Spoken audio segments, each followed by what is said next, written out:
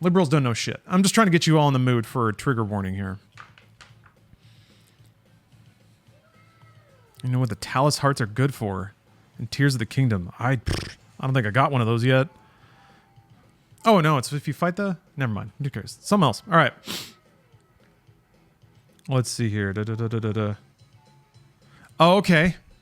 I guess some federales showed up. Sorry, I got to adjust that mic so I'm speaking directly into the microphone. I guess some federales showed up. Some mysterious dudes.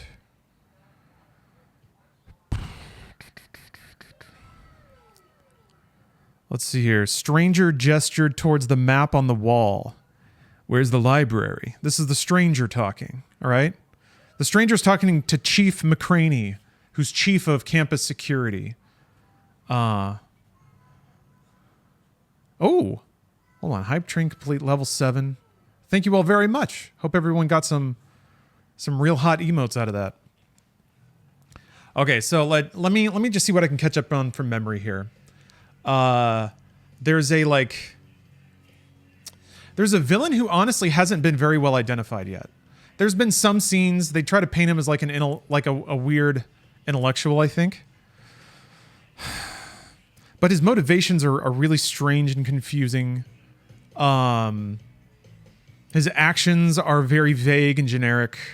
So we really don't even know what his motivation is. Anyway, here's the idea. This dude has like a crew, and they bust in on the college with guns. They killed some... They killed the groundspeople, took the groundspeople's clothes, and then they went around campus like planting bombs everywhere. So they bust out in the library where Jake Rivers was joining a study group with like, I swear to God, a dude is named like Muhammad Salim or something like that. And he talks about overthrowing the West and corrupt capitalism. I'm not making any of that up. That's very true.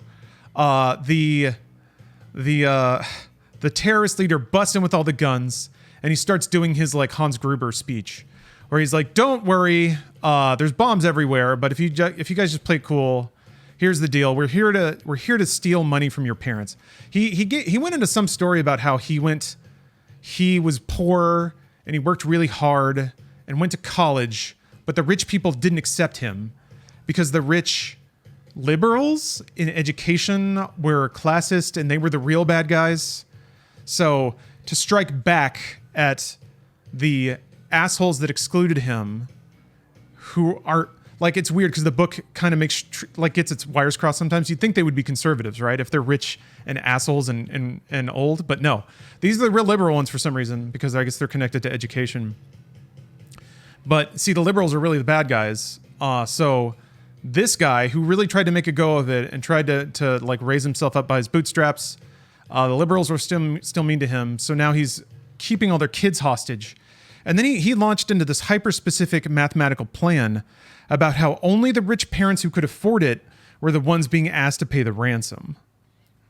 Which, again, is weird for him being a villain. But apparently this was the most evil thing Jake Rivers had ever heard of. So he's like, these motherfuckers. Even though the book is very explicit that the villains only want rich people's money, Jake Rivers is like, fuck no. Those rich people need to keep that money. So he diehards it. He starts crawling around and shooting people. The situation has gone haywire. Multiple students have been shot, dead. Jake Rivers has opened fire in rooms full of... Okay, so here's the other fun thing, is Jake Rivers has to protect all these namby-pamby, shitty little liberals, right? But he has opened fire in enclosed places with many civilians multiple times. And like, only one time was he like, that terrorist could have made me shoot somebody. That's kind of it. So yeah, Jake Rivers is out here escalating and getting people killed for the sake of billionaires who like could spare the money or whatever, but he doesn't give a shit because it's about ego. Anyway, that's kind of where we're at. Dr. Matumbo, who is, I think, French, because of course he is, but has renamed himself that out of solidarity with what's up. Do you have a spare $3,000? Sure. So we can buy a life-size Watto. Oh. Okay. You know? There's a life-size Watto. Oh. He kind of looks like he's wearing like a diaper. Well, I am in the middle of a subathon, so if I get $3,000, I can buy a diaper-wearing Watto. Star Wars Watto Watto life-size figurine by Pepsi for episode 1. Cool. You could have a life-size Pepsi Watto. He doesn't have feet though. That's. I guess life-size Watto doesn't come with feet. It doesn't need him. He flies, Steph. Oh, his feet are down here. Excuse me. Oh. They're attached to a thing. They're detached. Gross. All right. It was reduced. It was originally $4,000, but now they're accepting offers of $3,000 and above. Just saying, $3,000, life-size Watto. I guess it's not. Waving your hand around like a Jedi. Maybe not the best investment right now. Maybe we can combine the ice maker and Watto into one thing. Okay. Apologies for the rambling start, but we'll get going in a minute here. I need to update my thing. Oh, I think goodness this one won't make noise. All right. Yeah, Dr. Matumbo crawling around in the vents. Ironically, he's doing more Die Hard stuff than Jake Rivers did because he literally crawled around in some ducts. Fell through the ceiling. He shot a terrorist, which was pretty cool. He knocked a stack over onto a terrorist, dropped his gun. The terrorist dropped his gun. Dr. Matumbo picked it up and just blind fired and probably plugged a dude, so that's cool. Dr. Matumbo has a body count, which is important because what I imagine will happen by the end of this book is that all of the liberals and teachers will surround Jake Rivers and be like, you were right. And they'll all clap. They'll be like, Jake Rivers, we need your ways. We need your conservative ways to protect us in this cruel world in which we were so naive. And he will smile smugly to himself. And everyone will just have to deal with Jake Rivers for the rest of their lives. Okay, so, apparently there's some meta plot about the feds getting involved. Some G-man has showed up called Stranger because this book is weird. All right. Stranger's here talking to Chief McCraney, Chief of Police. Chief McCraney, by the way, is friends with Jake Rivers' grandfather, who is very rich. So at multiple points in the story, Jake Rivers has been arrested for fighting because as the book presents it, there's always feral liberals who are jumping him and fighting him. But every single time, McCraney is just you, and then just lets him go. So, shocker. The main character of this book is a rich, connected white dude who suffers no consequences for his actions, which at this point include getting multiple people killed. Yeah, it's good stuff. Good stuff. Let's see here. Damn it! McCraney burst out. This guy didn't exude even an ounce of arrogance or even smugness. But McCraney wasn't sure he'd ever run into anyone with more self-confidence. You're some sort of federal agent, aren't you? If you're FBI, I was just talking to your boss. I'm not FBI. The man broke in, or Homeland Security either, but I have done a few chores for the government in the past. A chill went through McCraney. He had never met an actual spook before. At least that's what he knew of. But something told him that's what this man was. A killer, pure and simple. If he needed to be... a killer, pure and simple, if he needed to be in order to get the job done. Who sent you here? Or is it a death sentence just to ask the question? The stranger shook his head and said, You got me all wrong, Chief. Nobody sent me. I've got a personal reason for being here. I just want to help. The situation is under control. Oh, that's right. I think these books have an amazing drifter with golden skin and blonde hair, and he just swoops in and is totally rad and kills everybody, but is also really magnanimous and charming. It's Jack Reacher, I guess. Anyway. Because, they've referenced this dude a couple of other times. And also this book is part of a universe. Sorry, bit of an aside there, but that's what we're dealing with. Okay, the only way civilians can help is by staying out of the way, says McCraney. Well, another faint smile and a shake of the head. That's not going to happen. So you might as well go ahead and tell me what I want to know. There's the map, McCraney snapped. If you're such a hotshot, read it yourself. You'll be able to figure everything out, I'm sure. All right.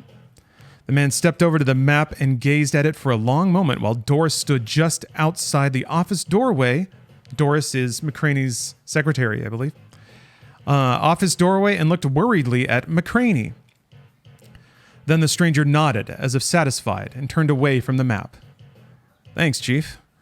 I really do think you should leave now.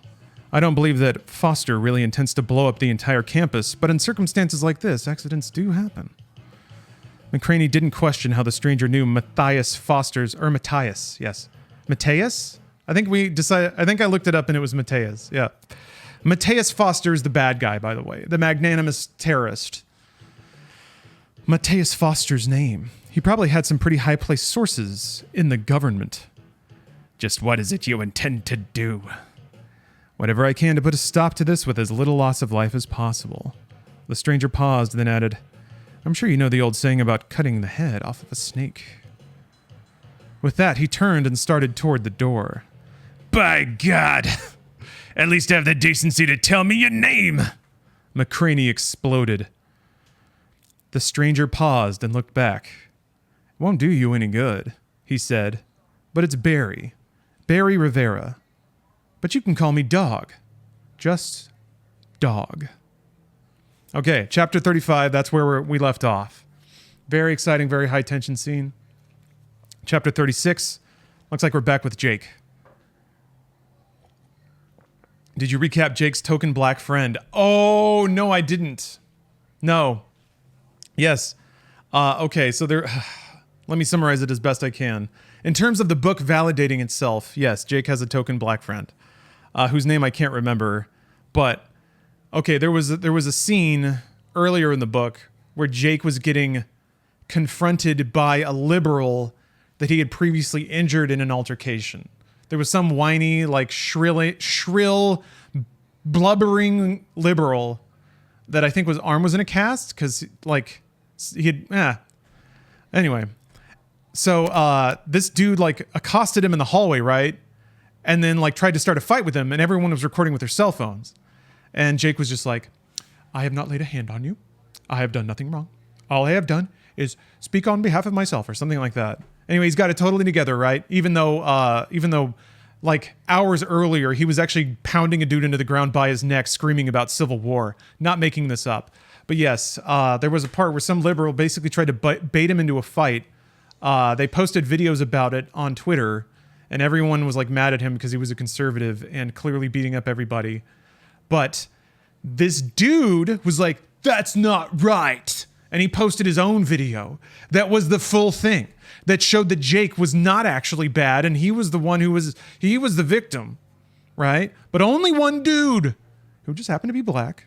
Only one dude was strong and proud enough to say, no, don't pick on him. Don't pick on Jake just because he's conservative. You are the ones who are wrong. Only one actual patriot, whose name I can't remember. Because the only thing he does actually in every scene is say, no, Jake, you're right. That's straight up it. He hasn't done a single other thing, I don't think. I think he's helping Jake kill terrorists too. Like when the shit went down, they like looked at each other and they were like, oh, we get it. Like we have to die hard this situation. So yes, thank you for reminding me about that annoying character. Lucas? He's got a very like non-threatening name. I forgot about that guy. Damn, man. I'm just flipping through, seeing if I get it. Oh, Fareed. Yes. That's the shrieking, turban-wearing dude in their study group that... Oh, yeah, that tried to, like, as soon as the terrorist busted in and announces his intentions, Fareed stood up and was like, let me join you! Like, straight away. I was like, I hate America! Oh, it's so good. Yeah, that study group was something else. All right, chapter 36.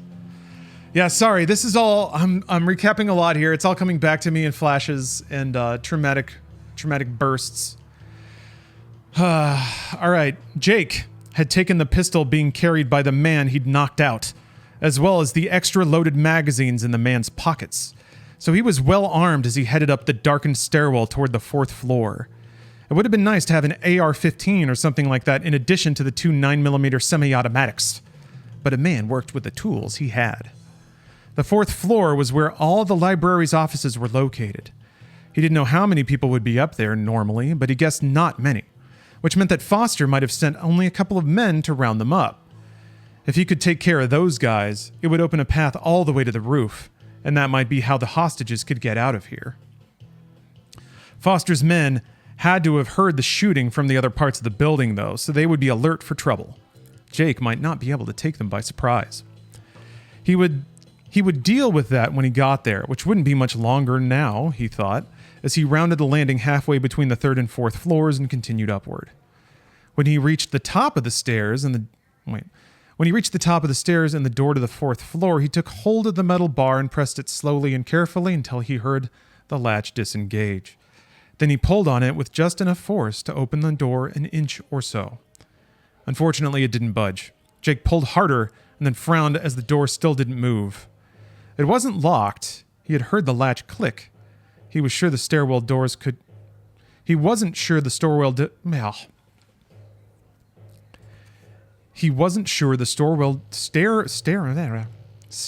doors even could be locked, since the stairs served as the building's emergency exit. But it wasn't opening, that was for sure, which meant the gunmen on this floor had done something to keep anybody from coming up the stairs and taking them by surprise, which is what Jake had intended to do. He put his ear to the door and listened intently, but heard nothing from the other side. No voices, no one moving around. Someone had to be up here, though. The sabotage door proved that. Somewhere below him on the stairs, something thudded, followed immediately by a gasped, "Damn it!" Then a swift shuffle of footsteps before total silence fell. Jake pressed his back to the wall beside the door and aimed the pistol in his hand down the stairs. He stayed there for a long moment, silent and motionless. Someone was following him up the stairs. Judging by the sounds he had heard, whoever it was had tripped in the dark, probably had fallen and banged a knee on the stairs and cursed in pain. Then, realizing he might have given himself away, he had frozen and was standing down there somewhere, not moving. The question was whether the man was a friend or an enemy, since Jake didn't have any friends in this building right now, as far as he knew. The question was whether the man was a friend or an enemy, and since Jake didn't have any friends in this building right now, as far as he knew... McHeehaw! Thank you for gifting 5 subs. Appreciate you. ... Jake? Jake Rivers? The call floated up the stairwell in a strained half-whisper. Something about the voice was familiar to Jake, but he couldn't place it. Oh, Datnade, thank you for the sub as well. Appreciate y'all. Just as a reminder, the next sub goal is 2 chapters. 2 chapters. Okay, here we go. Where are we going? Oh, yeah, also, the female professor, yeah. So he was... there was one professor on campus that just thought all this progressivism was going a little far, you know? All this liberalism, it's just kind of silly. Oh, those guys. Like, it's her nature to take everything in stride, even though she thinks it's all a little dumb. She likes her men manly. She has red hair and green eyes, because of course she does. It's always alabaster skin. It's a thing. Anyway, so she was set up, custom made for Jake Rivers, and then it turns out, oh no, she like walks out after the terrorism starts and just like kisses Matthias, like the ultimate betrayal, right? But she seemed like she was conflicted about it, so something's going on. So there will be a path here where Jake still gets to kill Matthias and bang her. He'll win in the end, I'm sure. Because that's just what conservative men get. Let's see. Okay, yeah. Familiar voice coming up the stairs. He didn't respond. He being Jake. Jake didn't respond, just in case someone was aiming a gun at him right now, just waiting for him to say something in order to pinpoint his position in the thick gloom. He figured that if he was patient, whoever it was might say something else. Several long, tense moments dragged by in silence. Then the same voice said, "Jake, if you're up there, this is Pierce Connors. You know, the guy that gave you that unedited video. If nobody's up there, then I guess I'm talking to myself and I feel really stupid. But if one of those guys with guns is there..." Pierce sighed. "I may be dead soon. I think I'd rather feel stupid, but one way or the other, I'm not going to turn around and go back down there where everybody else has been taken prisoner. I'm coming on up, and I really, really hope I don't get shot.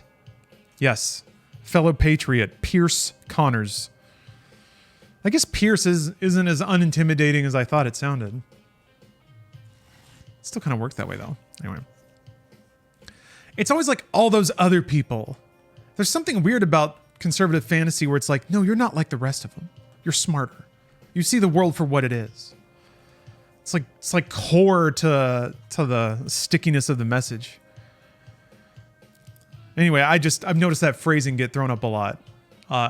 It's almost like not being a hostage is enough of a justification for Jake Rivers busting off and killing a bunch of people.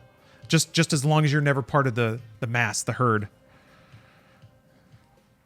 Yeah, everyone likes to feel smart and special. Hey, we all get existential dread, baby. It's not just you. Anyway.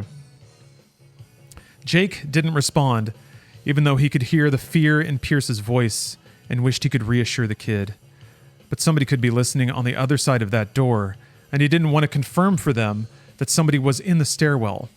Without making any noise, he moved over to where he was standing beside the top of the stairs.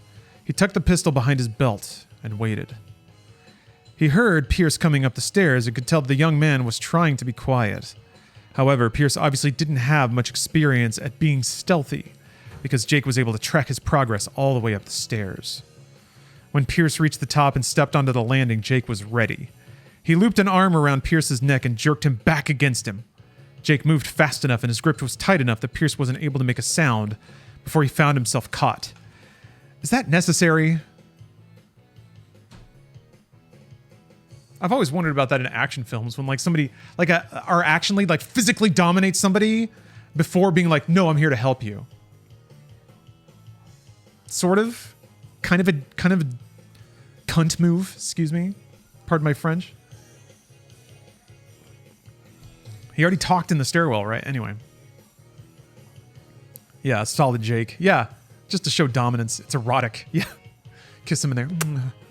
It's me. That's how he knows. I've been reflecting lately. Sorry for the brief aside. I've been reflecting on how gay Metal Gear is. And looked at it purely through that lens. Ready to play it again. I like it. Yeah, true patriots kiss the homies. All right. Okay, so Jake has solid snaked Pierce. He fought, though, flailing his arms and jerking his body around for a couple of seconds before Jake tightened his grip even more and growled in Pierce's ear. Stop it. Pierce went still. Air rasped in his throat as Jake loosened his arm enough for him to breathe, but only for a second before Jake clamped down again. Listen to me, he whispered. This is Jake, like you thought. We're alone, and you're not in any danger right now. Do you understand? It's just got to be Batman voice. I don't think I can whisper the stupid Jake voice I was doing before. It'll just be Batman voice. That's fine. He felt Pierce's head move and recognized it as a nod. If I let you go, you're not going to yell. And you're not going to fight, right? Again, a nod from the young man. Jake eased off the pressure on Pierce's throat, but didn't let him go completely. Instead, he whispered in Pierce's ear. Keep your voice down when you answer me. Are you all right? Yeah, Pierce managed to say. He still sounded pretty breathless. Because you choked him out. Anyway, his chest rose and fell rapidly against Jake's arm as he tried to recover from being choked. I'm gonna let go of you, and the rest of the way, just stand there. Don't try to do anything. All right. Pierce's voice sounded a little stronger now. Jake released his grip and stepped back a little. Pierce was still close enough for him to grab in a hurry if he needed to, but he didn't expect that to happen. Despite any disagreements they might have politically, right now he and Pierce definitely ought to be on the same side. Why would you say that? He's done nothing but agree with you politically this whole book. Legit. Weird. Anyway.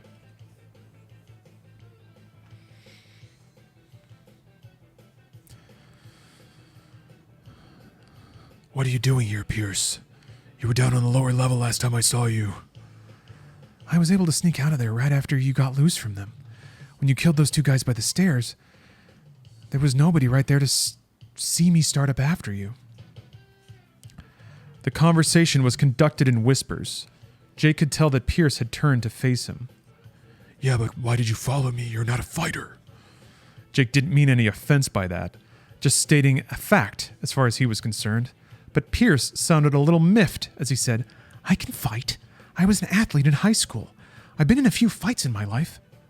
Not like this one, Jake told him. This is life and death. Foster and his flunkies don't care if they kill any of us. They just want that money they're demanding. I don't care what that guy says. He's not trying to make a point about income inequality. Pierce said with an obvious note of bitterness in his voice. He's just a crook. Yeah. What? I'm getting a notification that my HDMI cable has failed, or there's a problem with my HDMI connection. And now my Sonos soundbar is trying to play like music, but it's not actually playing. I can't do tech right now, Steph. I'm sorry. I was like, I'm in the middle of a thing. well, I know. Well, that's why I was like, Steph wants me to fix her TV. I just don't know what Just change the HDMI cable.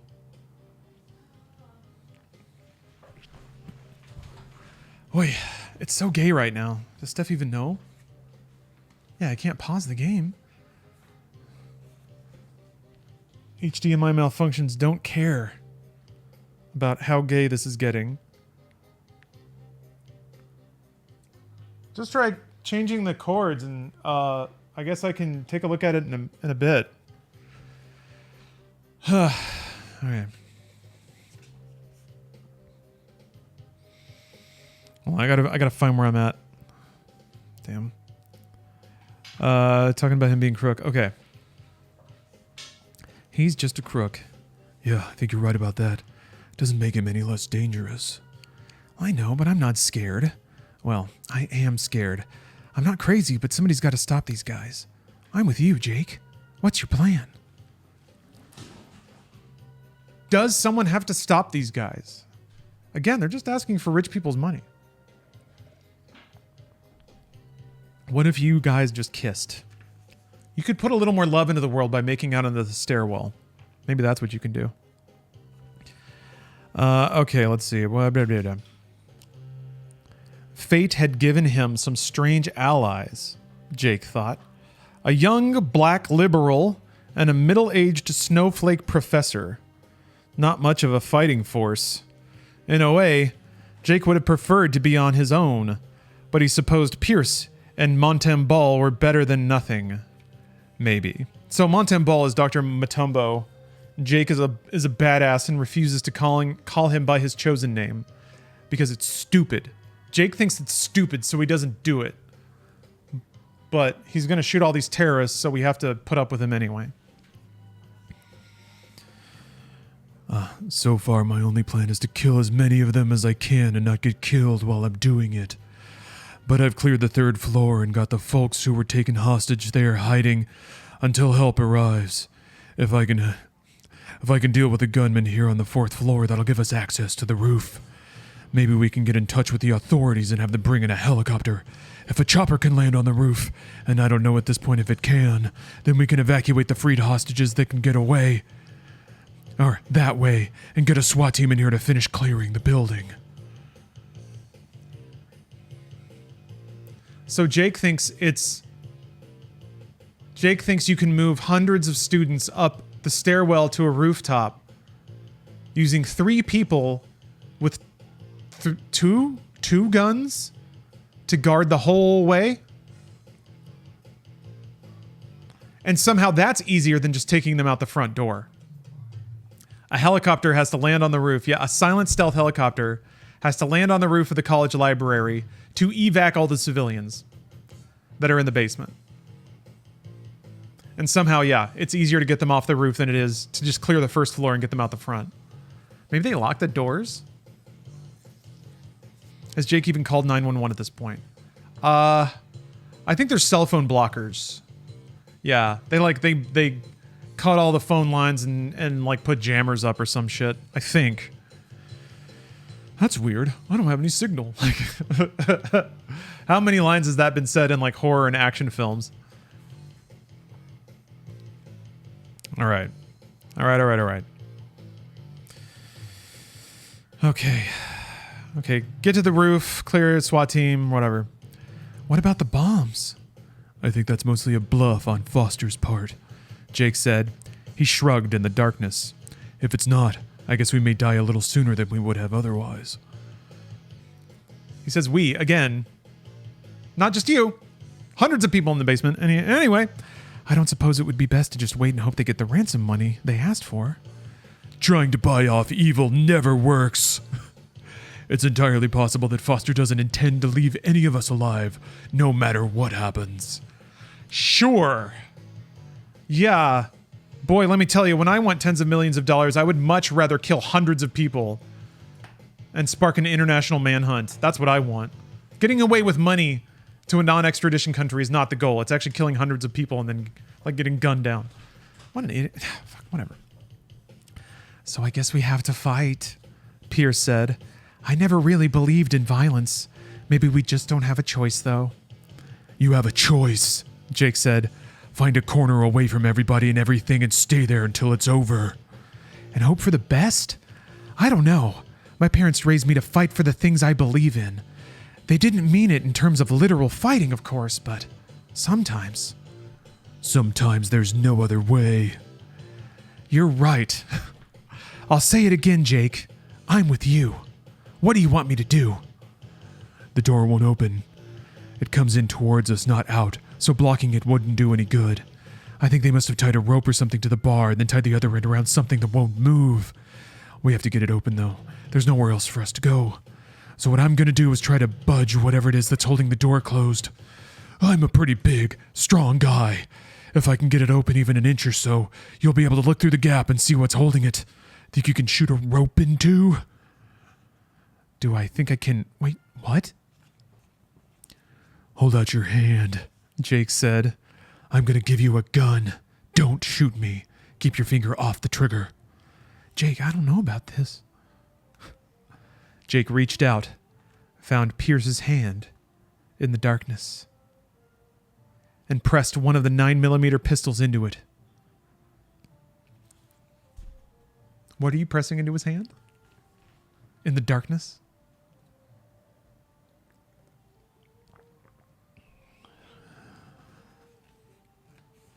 Yeah, we got real liberal handholding. The most scandalous, the most forbidden of relationships. A conservative and a liberal.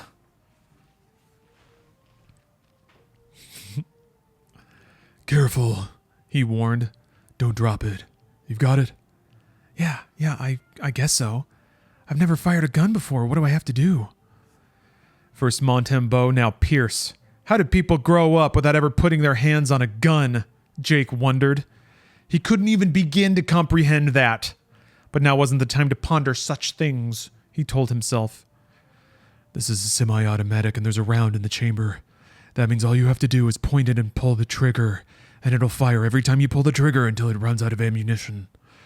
Look at what you're shooting at, and point the gun at it like you'd point a finger.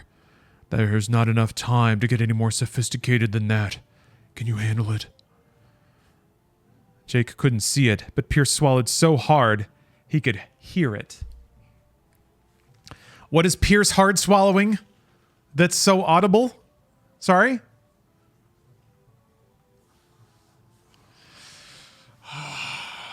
Just a little conservative gluck gluck in the stairwell. That's all. Conservative. A conservative.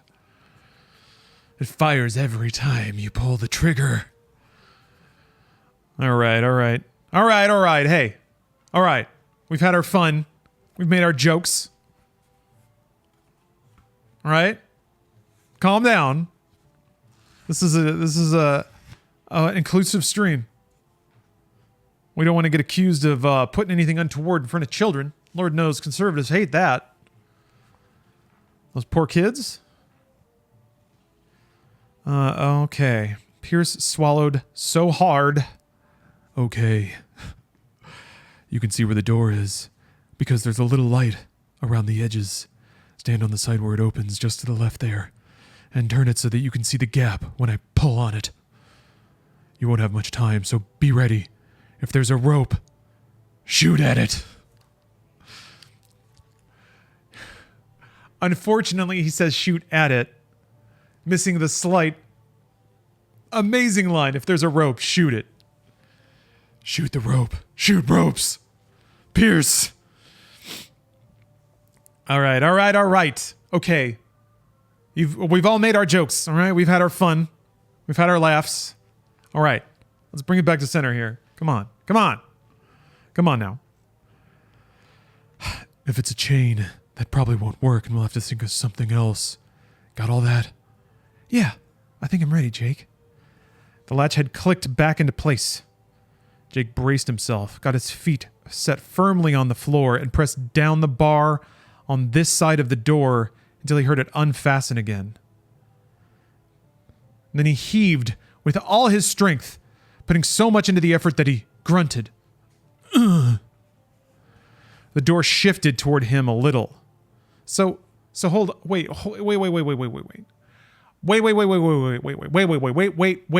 This door opens out, but it has a push bar to unlatch it? I thought that was fucked up. That makes zero sense. Some doors have like a whole pull bar that you like.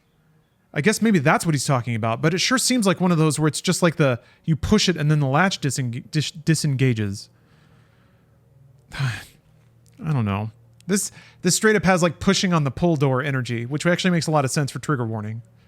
Trigger warning is somebody just like shoving against a door labeled pull for a solid 250 pages or whatever. That's a good point. Maybe the doors are a mental puzzle to discourage school shooters.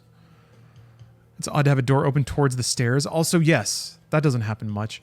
Yeah, people can get bonked down the stairs. All right, well, hold on. This is the rope shooting scene. Okay. Okay, the door shifted toward him just a little, just enough so that the latch wouldn't engage again. He relaxed for a split second, then threw his muscles into it again. Something scraped on the other side. They had tied the door to a desk or a set of shelves, he thought. A narrow ray of light slanted through the gap Jake had created. In the glow from it, Jake saw Pierce standing there and gripping the gun with both hands as he aimed it. The young man... Weird to say that about somebody your own... Well, no, I guess he's a little bit older than normal college age. The young man pulled the trigger 3 times fast. In the narrow confines of the stairwell, the reports slammed painfully against Jake's eardrums. But the door sprang open, the sudden release of tension throwing Jake backwards. He caught himself before he tumbled down the stairs. In old movies, guys shot through ropes all the time. In real life, it wasn't so easy. But here at close range, Pierce had managed. Jake yelled, "Stay back!" at him as guns began to go off on the other side of the door. Jake used the door itself for cover and heard slugs thudding into it as he dropped to one knee, pulled the other pistol with his left hand, and fired around the edge of the barrier. He wasn't as good a shot with his left hand as he was with his right, but he was good enough to plant a couple rounds in the body of a gunman standing about 15 feet away behind a desk. So he blind fired around a corner and got somebody in cover 15 feet away with a pistol with his offhand. I need to vote conservative, man. These guys have got it. Keanu, please. Thank you for the sub. And, ooh, she thick. Thank you for the sub as well. Ah, thanks, Keanu. Appreciate the very kind message. Yeah, also SK in a building that has hostages. Again, he's going to kill them all anyway. He didn't say anything about that, and in fact has had multiple opportunities to kill everybody. But Jake has used the possibility of Matthias bizarrely killing everyone to justify the fact that he can do anything he wants to kill them. Yeah, right? It's great. This is a conservative fantasy. We're really blasting ropes now. We're moving on. All right. Pack it up, everybody. All right. We get it. All right, so we killed somebody already. That's pretty cool. The man went over backward. Maybe he's like leaning around. I don't know. Anyway, his pistol flew from his hand as he fell. Jake held his fire and waited, but no more shots sounded. Instead, after a couple of minutes that seemed even longer...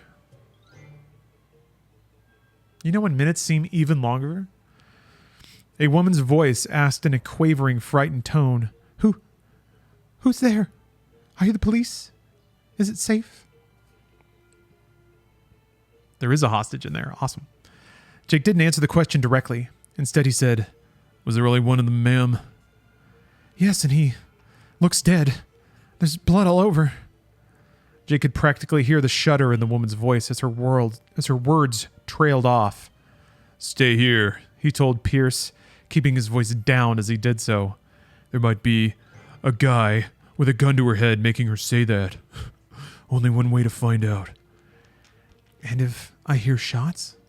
Then I'll count on you to have my back, Jake said.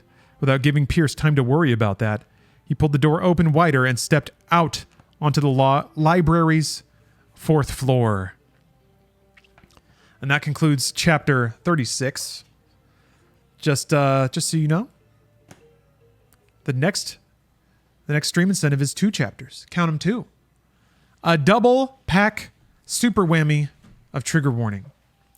But before I get to that, I've got to go check on Steph's tech problems. So I'll be right back. See you shortly. Because that makes it lore time.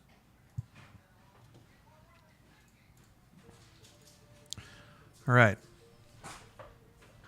The Jake Rivers has burst out of the stairwell in the college library, multi-level college library. He and Pierce Connors, his reluctant sidekick, had a totally not gay moment in the stairwell when Jake choked him out and then shoved a gun in his hand. Pierce was a right sport and managed to blast rope. Jake pulled the door open. Pierce blasted rope, and then Jake used the door as cover and blind fired around it, or maybe, I don't know, looked, who can say, with his left hand and shot a terrorist 15 feet away behind cover. And then they hear a voice inside who says that the room's clear. A poor, vulnerable, shuddering female voice, because, you know, the women folk aren't into this kind of thing. But it could be a trap, because Jake is familiar with guerrilla tactics from his days as an army ranger. He's also familiar with the fact that the world's not such a nice place, and maybe sometimes your liberal snowflake bullshit won't fly when terrorists are out here. And terrorists can kill anybody, is Jake's rationale. They could just kill everybody, so we got to shoot them first. Chapter 37. Yeah, we had a little philosophical come to God moment when Pierce and Jake both agreed that they had no option but to try to murder all the terrorists in a room full of innocent civilians. Chapter 37. And we're going to read 2 chapters, by the way. Thank you all very much for the... Oh, yeah, real quick. Let me rotate the sub count around. Thank you all very much for the generosity. Always humbled and appreciative. Chapter 37. Things were going wrong, but Matthias Foster had always known there was a good chance that would happen. Good planning could eliminate a lot of unwanted possibilities, but it couldn't account for everything. There were always flukes in real life. There were mistakes that could be made, too, and he wasn't egotistical enough to believe that he was perfect. Looking back on it now, he knew he should have had Lucy, Natalie, there was no need for code names now, kill Jake Rivers during one of the many times when she had the chance. Rivers had fallen for her. He would never have suspected anything until it was too late. Foster had been confident that he and his men could handle Rivers, though. And besides, he wasn't sure Natalie would have killed the big son of a bitch, even if he had ordered her to. He was beginning to think that maybe he couldn't depend on Natalie as much as he believed he could. Just, okay, real quick bookmark here. Natalie was the professor, red hair, alabaster skin, green eyes, who thought liberalism is just silly, everybody's overreacting, everything's fine, sexism doesn't exist, this is all just silly. But she saw something in Jake. Maybe Jake's not swept up in this left-wing paranoia like everybody else on this stupid college. So anyway, she was like going on dates with him and stuff. And it was real, true conservative love. But it turns out she was working with the terrorists. She was scouting the college. So, whoop, whoop. The ultimate betrayal a conservative man can ever feel is that another man of higher bootstraps means steals his red-haired trophy from the British Isles. For the moment, though, Jake had no choice but to depend on her. Wait a minute. Hold on. I'm mixing this all up. We're speaking from the perspective of Matthias, our evil terrorist leader. For the moment, though, he had no choice but to depend on her because he had 2 men down and only Natalie and 2 other men to help him keep dozens of prisoners under control. His ivory potato princess. Yeah, pretty much. She seemed like she was trying to do her part, holding her gun steady and keeping a menacing scowl on her face as she helped herd all the hostages together. When they had swept the entire floor and had everyone huddled together, trembling in fear in the center of the big room, Foster took out his radio to check with the other floors. It still worked, although it was a matter of time until the authorities jammed this frequency too.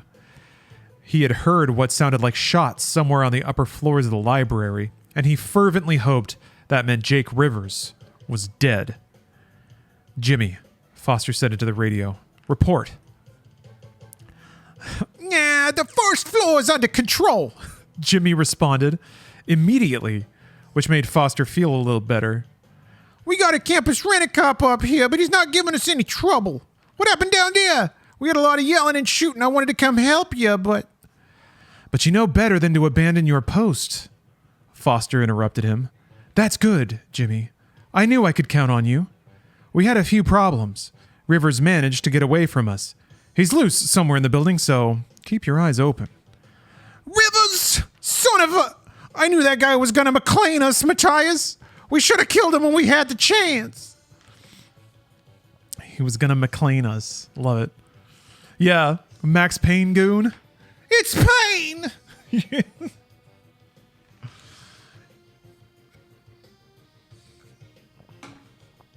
Oh man, I need to take all the screams from Max Payne. Okay. At some point in the future, I'm gonna rotate all the Barney cheers over to Max Payne cheers. Whack the sucker! So good. All right, sorry. His name is Jimmy. Jimmy Two-Tone. Jimmy Two Eyes. All right. That's good, Jimmy. Natalie was close enough. She had to hear what Jimmy said. Foster turned a little, not wanting to see her glaring defensively at him. We'll deal with it, he said calmly.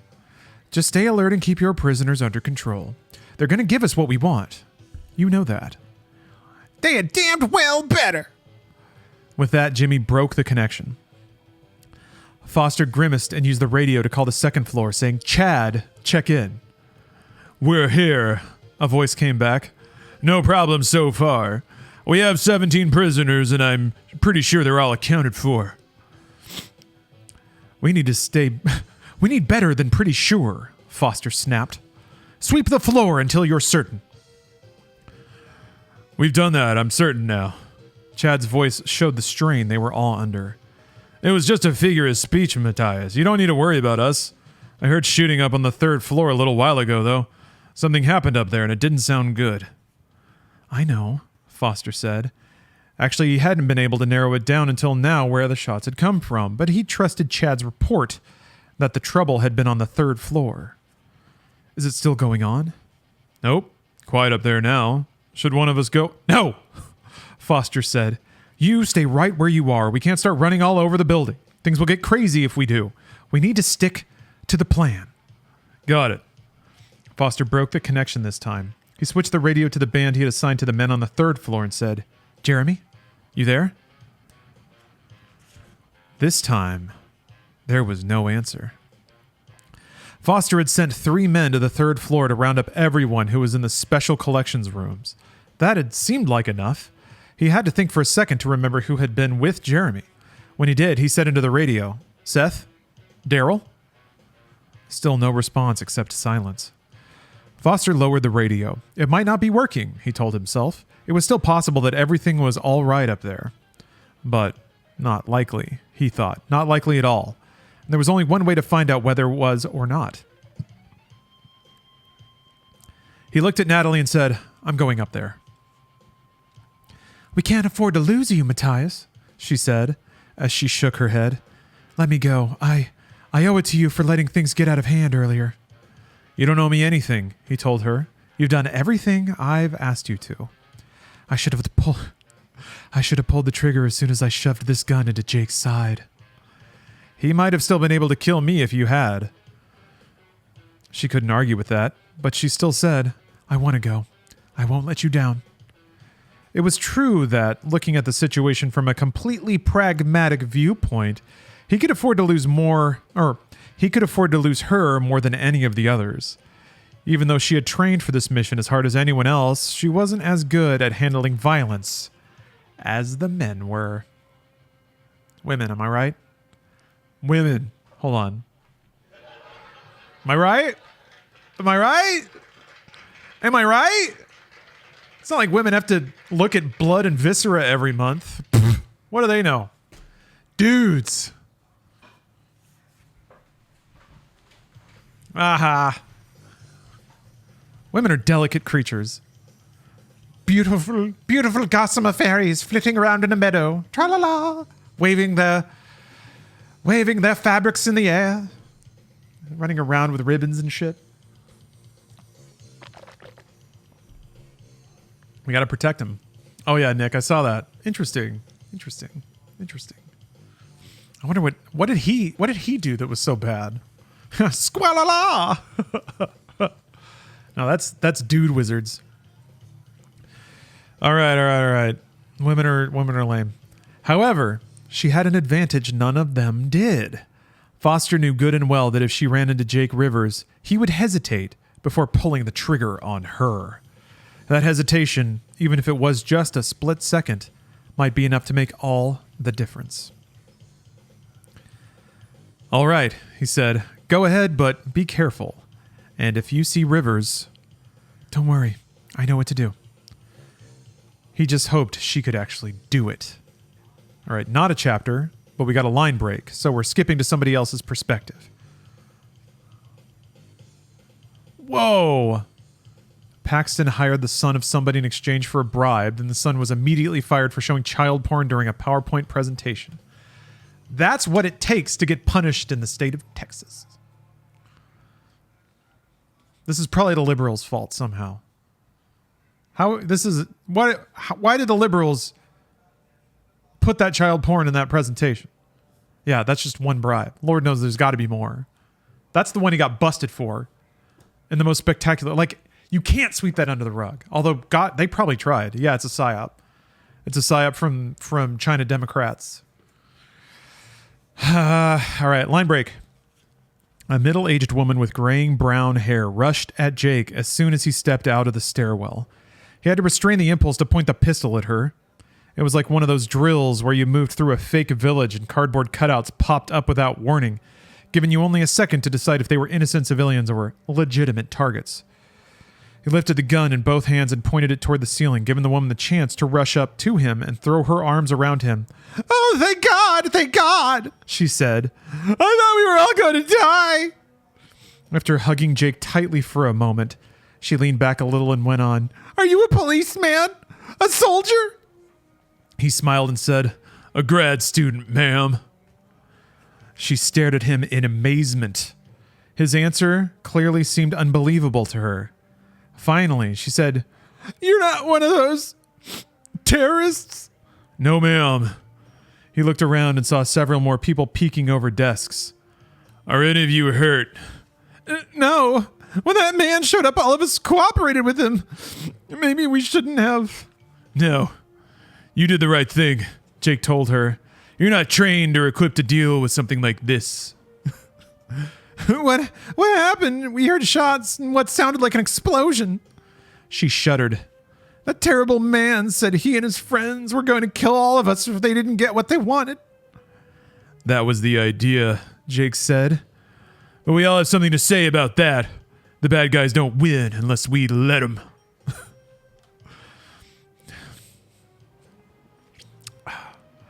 The woman frowned and commented, I must say that doesn't sound like what I usually hear about the student, or that doesn't sound like what I usually hear the students here at Kelton talking about.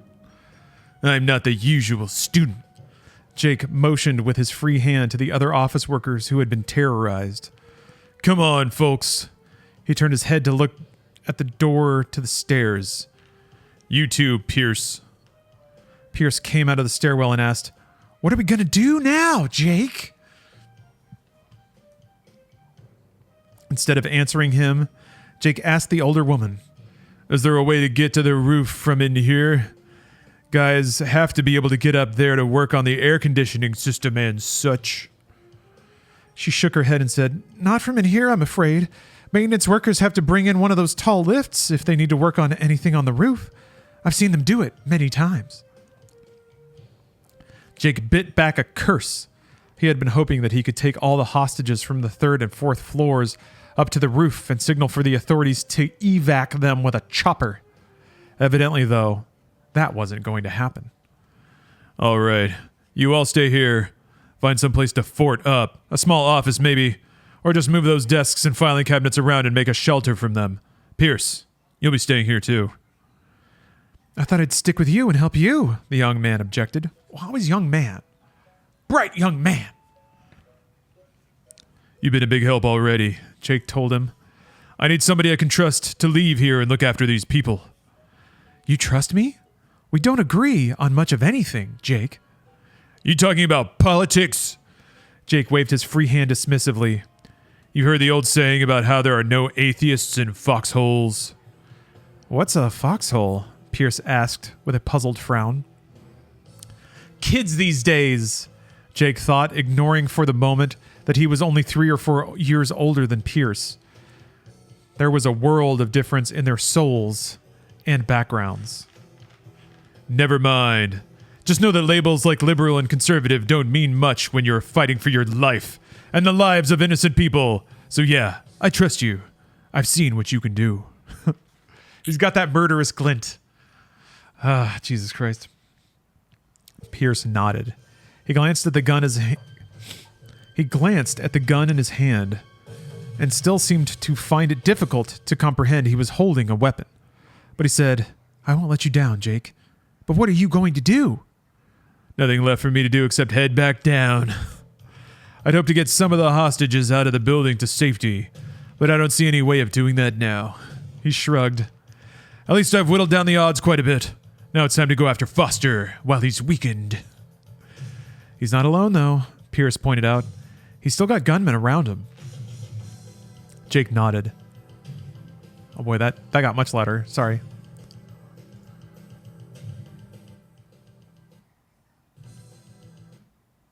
God. Damn, man. I have to have my computer volume so cranked up. Because Dragon's Dogma is so aggravatingly quiet. Anyway, sorry about that. Well, I guess nobody was complaining about it getting hard to hear, so... All right. Jake nodded. He was all too aware of the truth of what Pierce was saying. And one of those allies Foster still had on his side was Natalie Burke. Or Lucy, as Foster had called her. Jake couldn't help but wonder how he had gotten her to fall for his line. Then he realized it didn't matter. No matter what had happened in the past, Natalie was the enemy now. He had no doubt that she would kill him without hesitating if she got the chance. The question was, could he do the same? He honestly didn't know the answer. All right, that's the end of chapter 37. But it was a magical double extension, so we're at chapter 38. 6 men had taken over the administration building. Carlos was in charge of them. He was pleased that Matthias Foster entrusted him with such an important job.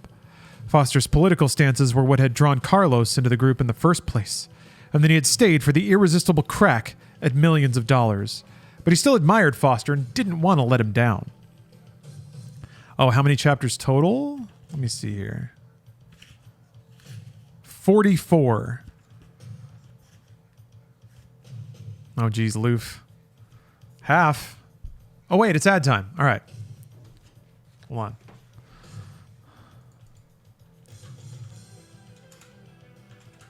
Whoop. Did it wrong. Oh my god, I did. Oh.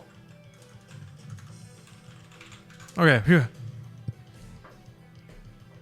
Try to type. The danger of trying to type without looking at the keyboard, especially if it's in a weird configuration, is that if you have to use a contraction, you have to hit the apostrophe. It's right next to enter. So if you're off a little bit, you just send a half message. We've all been there.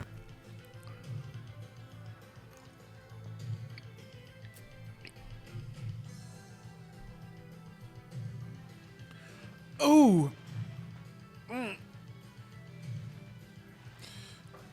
Get one of those keyboards that are all blank. I mean, I could get keycaps that don't have any letters on them. The goal is to actually use these so much that they whittle away, like the keyboard or the plastic whittles down so much. That's when you have a truly elite keyboard. Okay. All right. Oh yeah, Blind Observer. Yeah, it's a good time for a gamer stretch. I agree with that. I was already getting a little bit on, but I'd go for a full one. I'm gonna do the chair stretch.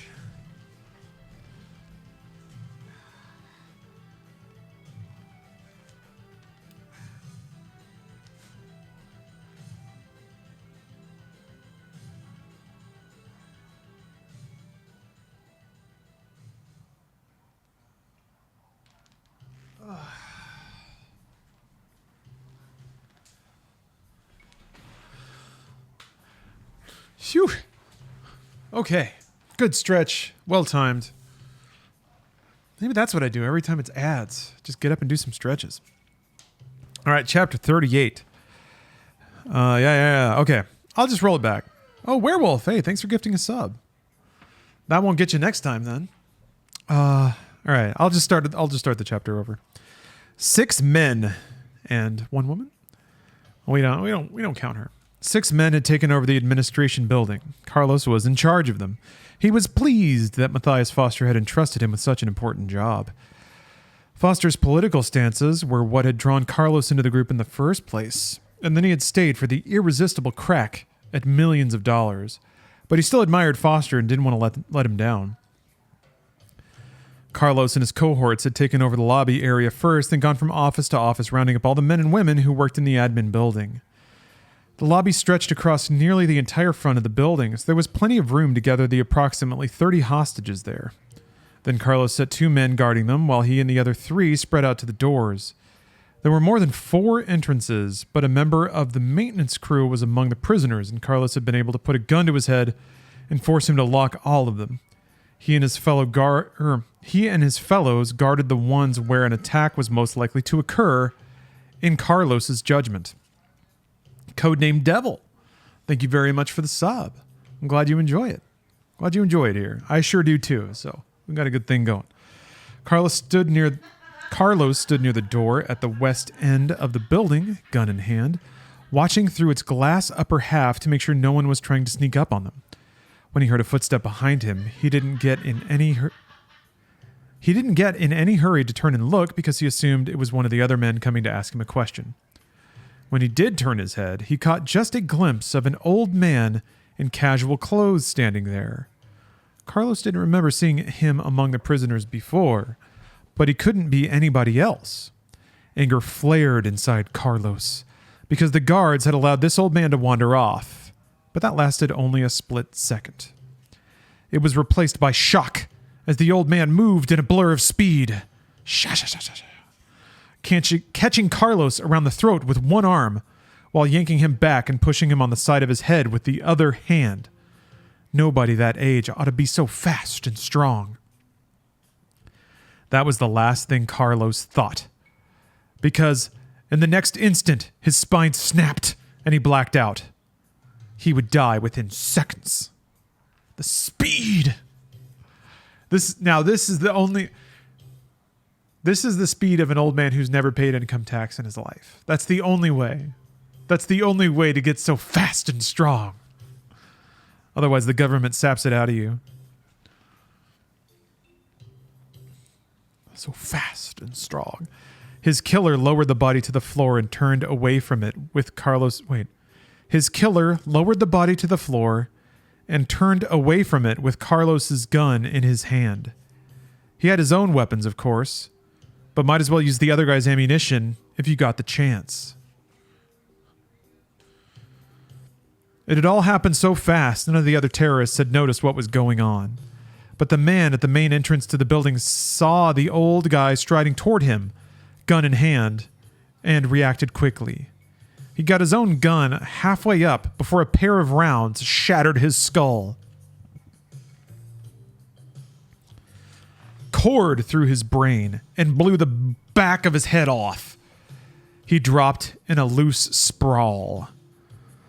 Some of the prisoners were screaming now. The two men guarding them had charged toward the center of the lobby. Their guns roared. The older man dropped to one knee and fired twice. Both were chest shots. The slugs exploded the hearts of his targets. He shot them both through the heart with 2 shots. Bang, bang. Also, they didn't shoot hostages? Oh, that's cool. With 4 of the 6 gunmen down, that left just 2. They were thrown for a loop by the sudden unexpected violence that had cost the lives of their allies. They couldn't understand how the old man had even managed to get in here, let alone to kill Carlos and the other 3 in less time than it took to talk about it. So they were scared, and that prompted each of them to grab one of the prisoners for use as a human shield. The one holding on to a terrified young woman pointed his weapon over her shoulder and yelled, "Drop that gun, you old bastard!" The old bastard in question fired a single shot that sizzled past the hostage's right ear and into the open mouth of the gunman hanging on to her. The bullet shattered the man's spine and dropped him so fast that he never had a chance to pull the trigger on his own gun.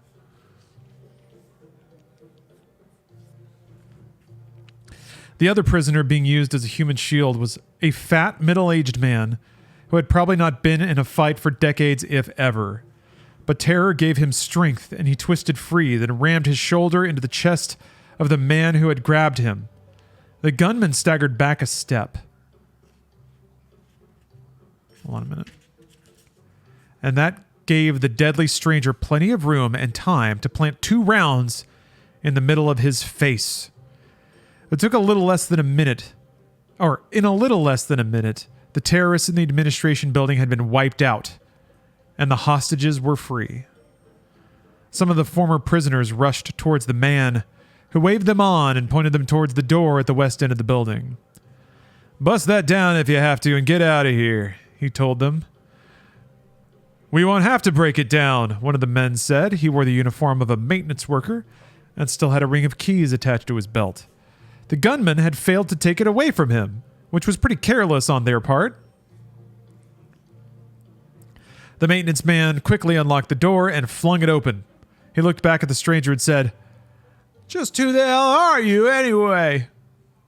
"Just call me Dog," the man said. Wait, hold on. Do I have a button for this? Sizzler. Oh, the bullet sizzled past her head, and I didn't hit the button. Damn, man. Why am I waiting now to hit the button? It was right there. Oh, maybe next time. Well, there's not many more people to shoot. Matthias is the only one left. They're not going to shoot Natalie. Are you kidding me? She's probably going to... Wait. Is she only going to change sides after she realizes everyone's dead? That's going to be pretty meaningless. Anyway. Just call me Dog. The maintenance worker and the others all rushed out of the building, only to find themselves suddenly surrounded by SWAT officers in tactical gear and body armor. Wait, is it like Dog is like the opposite of God? Is this supposed to be like the agent of God on Earth, except it's like a golden-haired old man that can shoot terrorists? I need to read more of these books, man, to figure out if Dog is the divine hand of white Christian God. Maybe Dog is like his avatar, right? It's his chosen warrior. It's his archangel. And he walks around the earth shooting terrorists and people with brown skin. You know, if they look weird, or they're like trying to enter a house that looks like they clearly can't afford. Only those, right? The rest of them are fine, as long as they're living in hovels and drinking malt liquor. Okay, hold on a minute. Sorry, maybe that's a little too on the nose. The man who had freed them faded away along a shadowy corridor in the administration building, returning to the back of the building where he had cut a hole in a window and gotten in without anybody seeing him. It was the one place on the entire building that none of the men surrounding it had a good view of. Anyway, he was used to moving where he wanted to and getting into places without being seen. He had been doing it for a long, long time. Okay, 3 asterisks, which is different than a line break, I guess. 3 asterisks and a line break. Yeah, love when a writer uses anyway. It also starts a paragraph. It's not just any anyway. It's an anyway that's starting a whole new paragraph. You can't see that, but still. It's good stuff. All right. 3 asterisks and a line break, so we extra know that it's a new scene. The radio clipped onto Walt Graham's belt crackled. He lifted it and said, "Graham." Chief Hartwell of the Greenleaf PD said excitedly, "I'm getting reports that the hostages in the administration building have escaped. I'm on my way over to meet you now." "I'll meet you there," Graham said. He and Agent Vega of Homeland Security were studying the library building from a distance. Ugh. They had to circle a block around the park-like plaza at the center of campus to reach the administration building. By the time they did, they found several dozen former hostages huddled together, surrounded by weapons-toting SWAT officers. Hartwell arrived at the same time and ordered, "Get these people well away from the building. They need to be taken safely beyond the perimeter and debriefed." "Hold on a minute," Graham said. "What happened in there? How did you get away from those terrorists?" "All the terrorists are dead," a man in the uniform of the college's maintenance department answered. "You overpowered them?" Graham said, somewhat amazed by the idea. "We didn't do anything," the man replied. "It was that other guy, the old guy." "What old guy?" "I don't know where he came from." The maintenance man looked around at the other hostages. They just shook their heads to indicate they were just as baffled as he was. "He was just here all of a sudden shooting those terrorists. I never saw anybody handle a gun like that. When they were all down, he told us to get out. And believe you me, we weren't going to argue with him." Who was this man you never saw before?"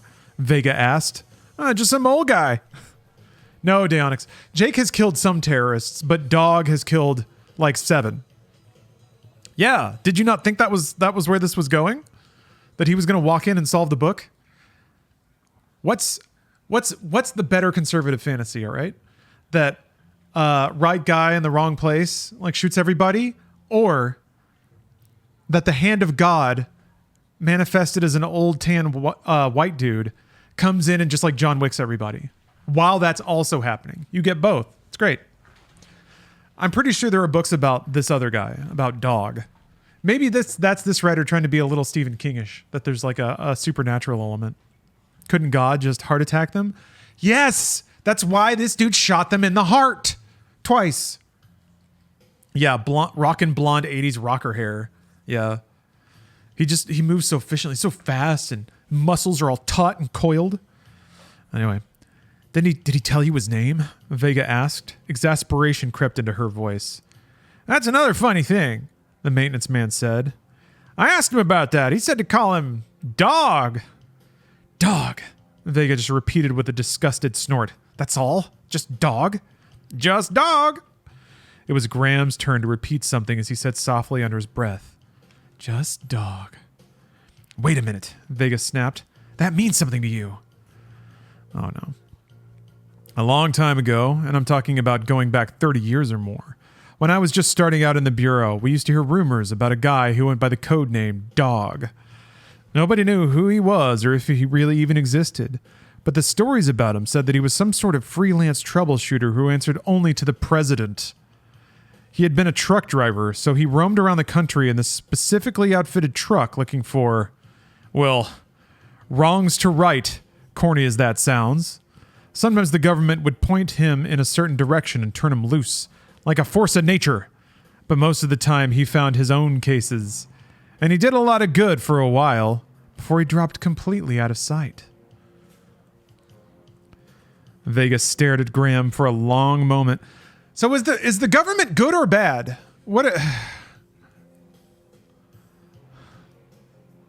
I guess the government's good as long as it's putting guns in the hands of white dudes that drive around in trucks and kill whoever they want. But it's not, like, taxes are fine if it pays for that. But it's not good if it pays for anything else, including education.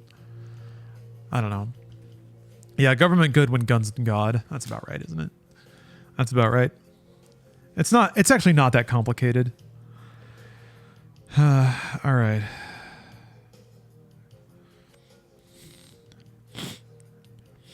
Let's see here. Okay. Vega stared at Graham for a long moment before she made another disgusted sound and said, "You believe that fairy tale? Some sort of super agent working for our side?" "There was nothing super about him," Graham said. "He was a guy.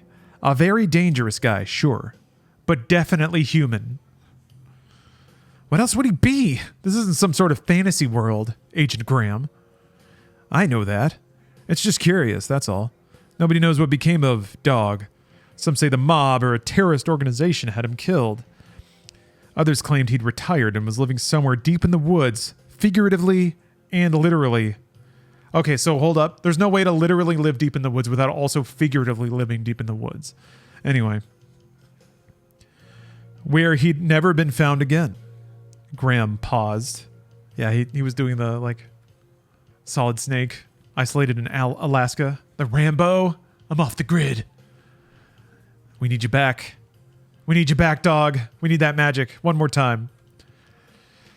And some said he was still out there after all these years, working behind the scenes to bring down the bad guys, doing the dirty jobs nobody else can do because all the rules and regulations tie their hands.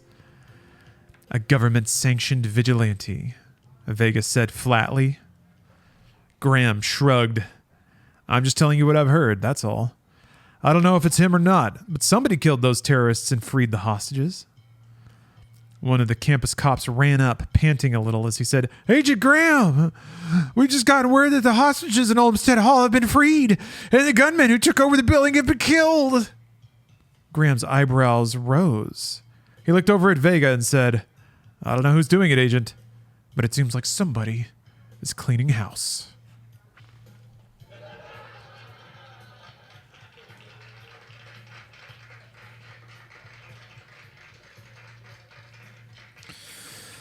All right, that's the end of chapter 38.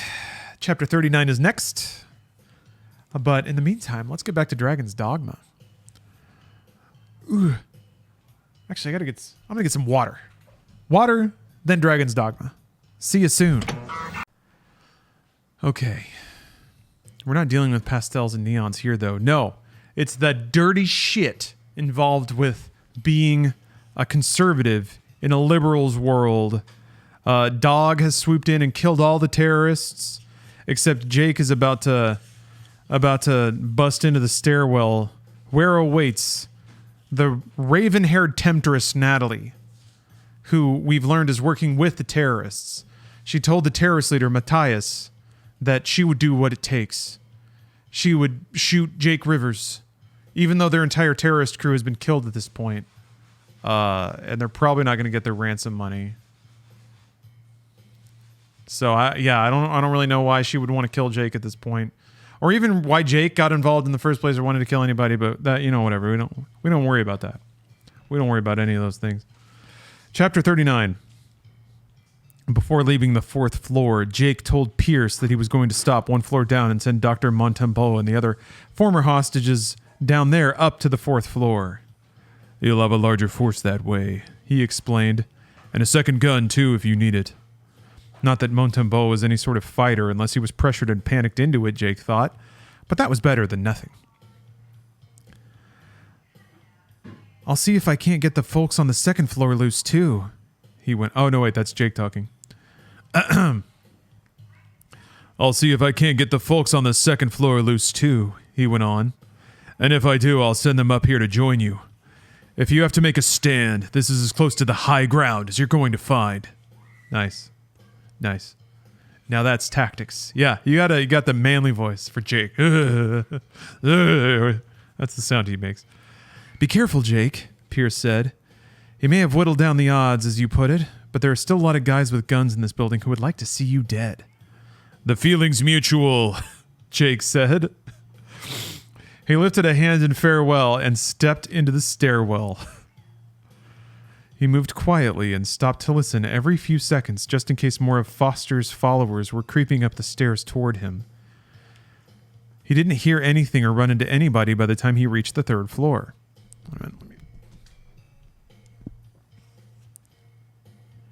He pulled back the door, but before he stepped out into the open, he called, Dr. Montembeau, it's me, Jake Rivers.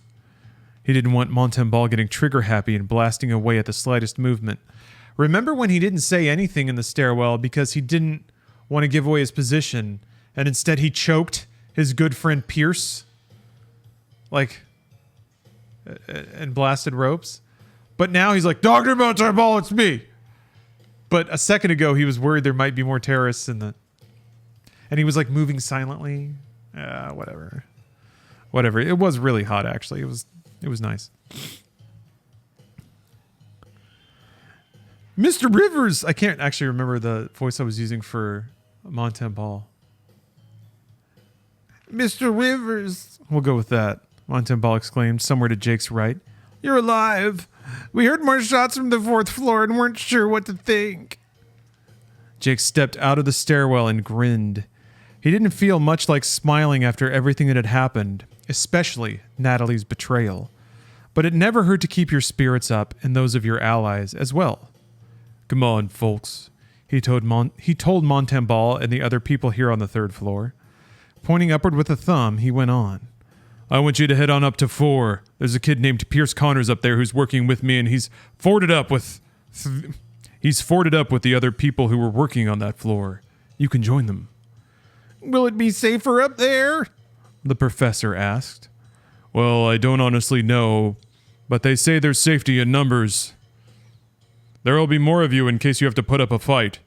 Some of you guys gather up guns and ammunition from the men I killed. Nobody moved to accomplish that grisly chore. Jake glared at them and managed to hold in the caustic comments he wanted to make about snowflakes and pajama boys. The stern look was enough to make a couple of the men budge.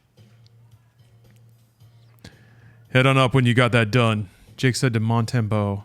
I'm just not cut out for this. You're doing fine, Professor. You don't understand, Montembeau said. I don't want to do fine. I don't like knowing that I'm actually capable of such savagery. Those guys are willing to kill hundreds of innocent people to get what they want. They're the savages, Doc, not us. Just remember that.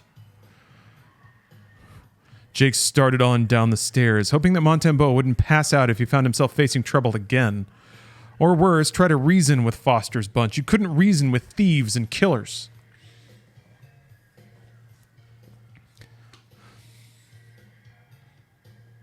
That's also, isn't that also part of this, the conservative fantasy? Is that the world outside of your church is just baying hordes of savages that need to be kept back? I mean, I guess depicting any group of people as subhuman savages has a long history of fucked up thinking. Pajama boy is a pejorative term for a photograph posted online in 2013 by the American political organization Organizing for Action. What? I didn't know about this. Pajama boy. Hold on.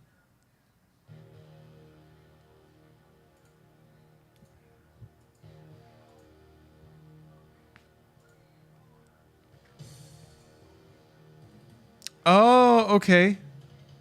All right, hold on. I can kind of see why. Hold on a minute. Hold on. I can kind of see why conservatives would really hate this guy. Look at him.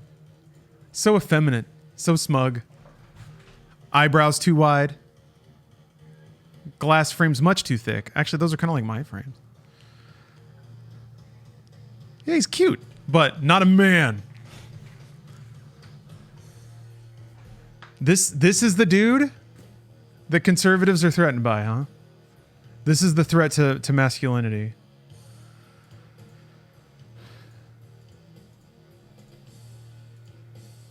An insufferable wait, what?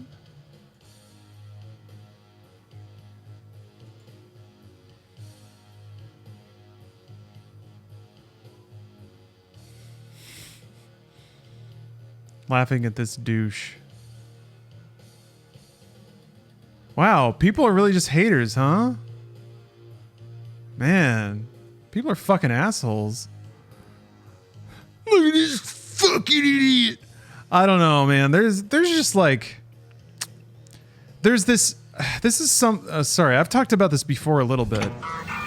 I've talked about this a little bit in regards to growing up in Texas. But there's just casual cruelty baked into that mentality sometimes. That like it's totally okay to just do a drive-by shit talking. And it's like it toughens you. It's just like bully mentality, really. Like, it's a good thing that I'm saying these things, and you should thank me for it. It's lame. Anyway. Alright, let's get back into it. Oh, Florida too? Yeah. Yeah. I don't know. I'm a pretty weird guy, right? And growing up in that environment was just 1,000 little barbs and insults and eye rolls and smirks and just like disregards, talking down to. Yeah, it wasn't good.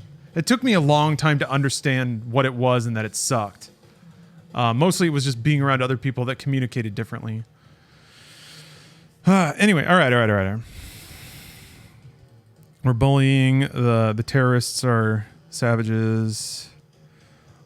Let's see here. Such savage. You just remember that. All right. Jake started on down the stairs, hoping that Montembeau wouldn't pass out. Oh, yeah. Okay, he was moving faster now as his anticipation grew. He had slipped a fresh, fully loaded magazine into the Glock. Once he reached the second floor, he would probably need it, he told himself.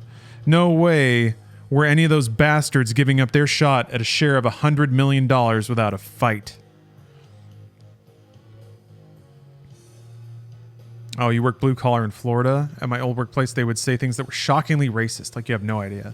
Yeah, just sort of saying it like it's a fact of life. Yeah, no, maybe I have no idea in your case. I won't presume to know, but I've been in some environments like that where, like, yeah, it's funny too, because like most of the time it's pretty obvious that like people clock me as not being down for that, but sometimes they let it slip, and I'm just like, God. It sucks thinking that any random person that you interact with on a daily basis might have that running around in their heads, and they just know they can't just say it. And it sucks to think that they have places they feel like they can. But whatever. Oh yeah, an in and out group. Yeah. So much for the tolerant left. Okay. He made the turn at the landing between the second and third floors, but froze as he heard a sharply indrawn breath in front of and slightly below him. Someone was coming up the stairs toward him. Jake? A familiar voice said. Jake, is that you? She had to have heard him. She knew he was there, but she might not be absolutely sure of his identity. He might have been another of Foster's men. If he spoke, there was a good chance she would aim at his voice and open fire. Jake, if that's you, you have to help me. I don't want to do this anymore. It was all a terrible mistake, and I'm so sorry. A pleading note entered Natalie's voice. Please, Jake. I'm putting my life in your hands. Natalie, he said. He couldn't hold back. Her name had formed on his lips before he could stop it. Muzzle flame ripped through the gloom in the stairwell. The gunshot crashed against his ears. Oh, okay. This is italicized, just by the way. This is not me saying this. The bitch. Italicized. Crab foam. Crab foam. A crab foam's crabbing it. Just gifted to 20 subs. Wow, crab foam. That's a full crabbin'. Guess what? A full and complete crabbin'. Thank you very much, crab foam. I really appreciate that. You the realist. Did you know that?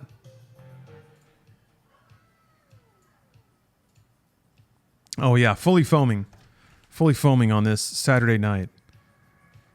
Fully foaming on a long holiday weekend. Fully foamed up and ready to enjoy some literature. Jake triggered 3 swift shots before he realized something was wrong. As he heard a soft cry, he realized what it was. The shot fired at him had come from lower down on the steps than Natalie had been when she was talking to him. That meant someone else had fired it. The two of them weren't alone in this stairwell. That didn't mean Natalie actually regretted what she had done and wanted to turn on Foster. Maybe she had just been trying to get him to talk so that the other gun wielder could zero in on him. That seemed more plausible than her having a change of heart. He pressed himself back in the far corner of the landing and kept the pistol pointed down at the shadow-choked stairs. The shot fired at him hadn't struck him, and he hadn't heard the slug hit the wall or ricochet off anything. A cold ball formed in the pit of his stomach as he realized where it might have gone. A faint moan came from somewhere down the stairs, then a grated curse in a man's voice. Jake heard sounds like somebody trying to climb to his feet. A hand slapped quietly against the wall for support. "Bitch," the man muttered. "Could have told Matthias not to trust her. Traitorous slut." Jesus Christ. Ugh.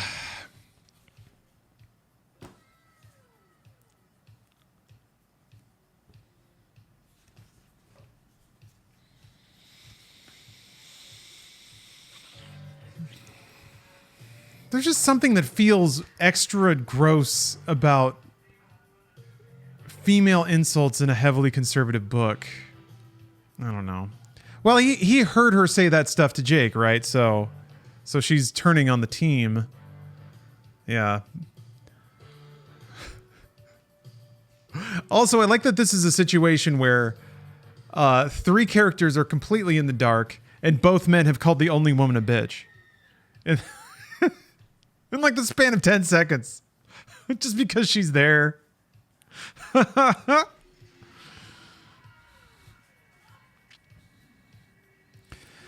right. Unsteady footsteps started up the stairs. Jake stayed where he was and waited, although that was difficult now. The steps stopped.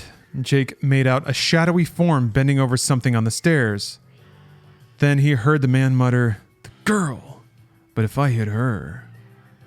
"That's right, you bastard," Jake said. "You missed me." So wait a minute. No. They're making it so the bad guy shot her and Jake missed 3 shots? So now Jake gets to shoot the bad guy and he didn't shoot her?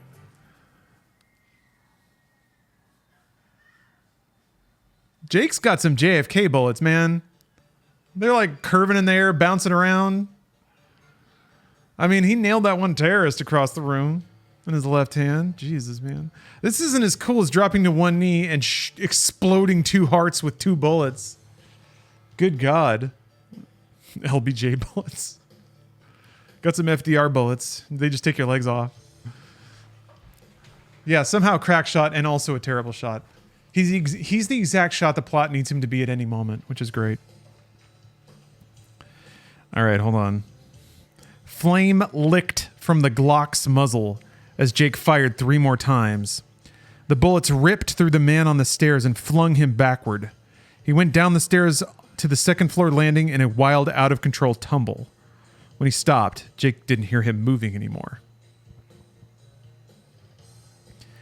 Taking the stairs 2 at a time, Jake went down until he came to Natalie's crumpled shape. A part of him still didn't want to trust her. A rattlesnake could still sink its fangs in you even after the scaly son of a bitch was dead. But Natalie wasn't moving, and as Jake stuck the gun behind his belt and knelt on the stairs to take a hold of her, he could tell how limp she was. But not dead. He moved his hand to her throat and found a pulse there. It was fast, but fairly steady. Jake lifted her, held her against him, and explored her body for wounds. I'm surprised he didn't immediately tear open her shirt. That's something that happens in movies a lot, and I guess in real life too. Whenever a woman's on the ground and injured, dudes are like, "Oh, I have to help her." And then they rip open her shirt, and then they feel for a pulse, or they start doing CPR, but they have to rip the shirt open first. Anyway, he was exploring. His big hand found the Found the wet, sticky spot on her back. His big hand. Wait a minute. His big hand found the... Does that mean he has one big hand and one small hand? Or are we just generally describing his hand as big?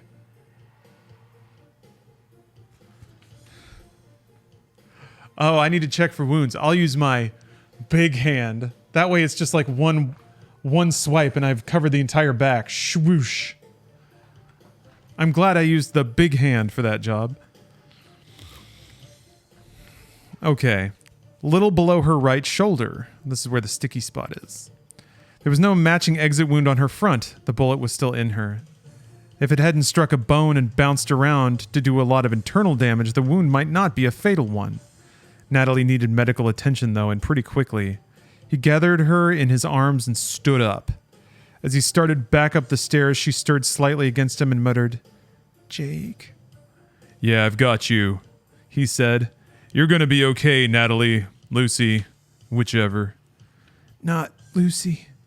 That was Matthias's idea. I'm Natalie. What happened?" "One of Foster's men shot you in the back. I'm going to get some help for you." "Guess he didn't really trust me. After all, I told him I'd come after you, kill you, but I was lying to him. Just wanted you to know how sorry I am about lying to you, but not all of it was a lie." He didn't want to get into any of that now. This wasn't the time or place, and besides, he wasn't sure he would ever believe her again. But he didn't want her to die either, if there was anything he could do to save her life. This is the only life he cares about. He doesn't care about any of the other students. He's gotten many of them killed. Whatever. She didn't seem to weigh as much in his arms as... She didn't seem to weigh much in his arms as he climbed the stairs. When he reached the 4th floor, he balanced her against him and opened the door, then called, Pierce, Doc. Pierce and Montembeau came running from somewhere else on the floor. When Montembeau saw the woman and the large blood stain on the back of her shirt, he exclaimed, "Oh my God! What happened? Is that Dr. Burke? Oh no!" Hold on, Professor," Pierce said. "You don't know what happened down on the lower level. She's one of them." "I don't care about any of that right now," Jake said. "She's hurt, and I don't want her to bleed to death." Wait a minute, Jake Rivers. I thought she was a savage. And we don't give a flying fuck what thieves give a shit about. I guess there's an exception for alabaster, porcelain skinned dolls who have red hair and are willing to slip into your trad wife weird fetish lifestyle. Anyway. Let's pick it back up. He carried Natalie over to one of the desks, cleared it with a swipe of his arm. Wait a minute. He carried her over to a desk, cleared it with a swipe of his arm.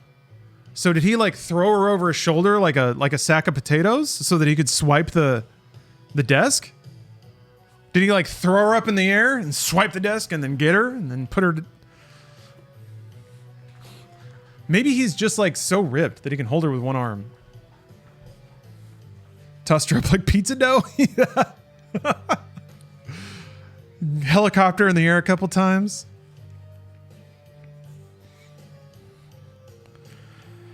Oh, geez. Okay. Okay. Carefully laid her face down on it. Okay, weird. He used her to clean. I guess it didn't say... Oh, it does say his arm. I was like, oh. Maybe I found an angle. All right, so he lays Natalie face down. One of you get over here and put some pressure on this wound. God. Pierce and Montembeau looked at each other. The professor's eyes were huge with apprehension. Pierce nodded in resignation and came over to the desk. Jake had already ripped a large piece off the tail of Natalie's shirt and folded it into a pad. Okay, close. Really, he should have ripped her shirt off and used it as, like, to staunch the wound. If this were a movie, that's absolutely what would happen. And she'd be wearing, like, a conservative but still slightly revealing, like, bra/bodice kind of thing. I can see it. And it would be, like, tastefully flecked in blood. He cleared... Exactly, mnemonic. He cleared the desk with his small hand. Large hand was holding Natalie. His large, like, wheelbarrow-sized hand. Okay. Okay, so he'd torn a piece off of the tail of Natalie's shirt and folded it into a pad. Hold this on there, he told Pierce. Don't be afraid to press down on it. The most important thing right now is stopping the bleeding. Doctor, you take a look around and see if you can find something with alcohol, something like that. A bottle of booze will do if anyone's got one stashed in their desk. I'm not sure that's the case, Montembeau said. But there may be a first aid kit somewhere up here. I'll ask the people who work on this floor. Someone will know. Jake nodded and said, You're doing good work, both of you. Now I need to get back to what I started. He reached out, touched Natalie's shoulder for a second. She appeared to be unconscious now. Killing the rest of those sons of bitches. Oh man, and that's the end of chapter 39. Damn it. All right, there are 4 more chapters.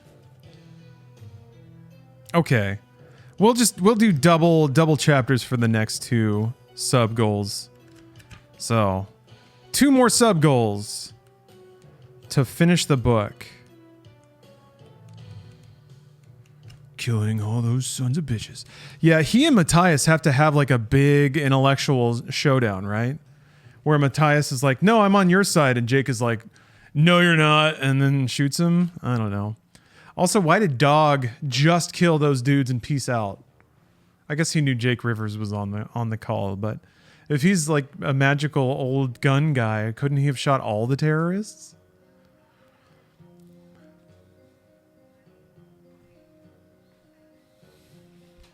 I don't know, man. I don't know. Yeah, Dog works in mysterious ways. Well said. It's an annoying. No, it's kind of a thing. A lot of people do. All right. Get that out of there. Let's, it's time to get intellectual. It's time to get smart, because that's what readers are. And after this, what's smarter than finishing a book? I can't think of anything. Yes, time to gain insight. Time to get an intelligence buff. Matthias Foster paced back and forth, his anger visible in the quick cat-like strides. His last radio check had gotten no response from the administration building, as well as 2 of the other buildings his men had taken over.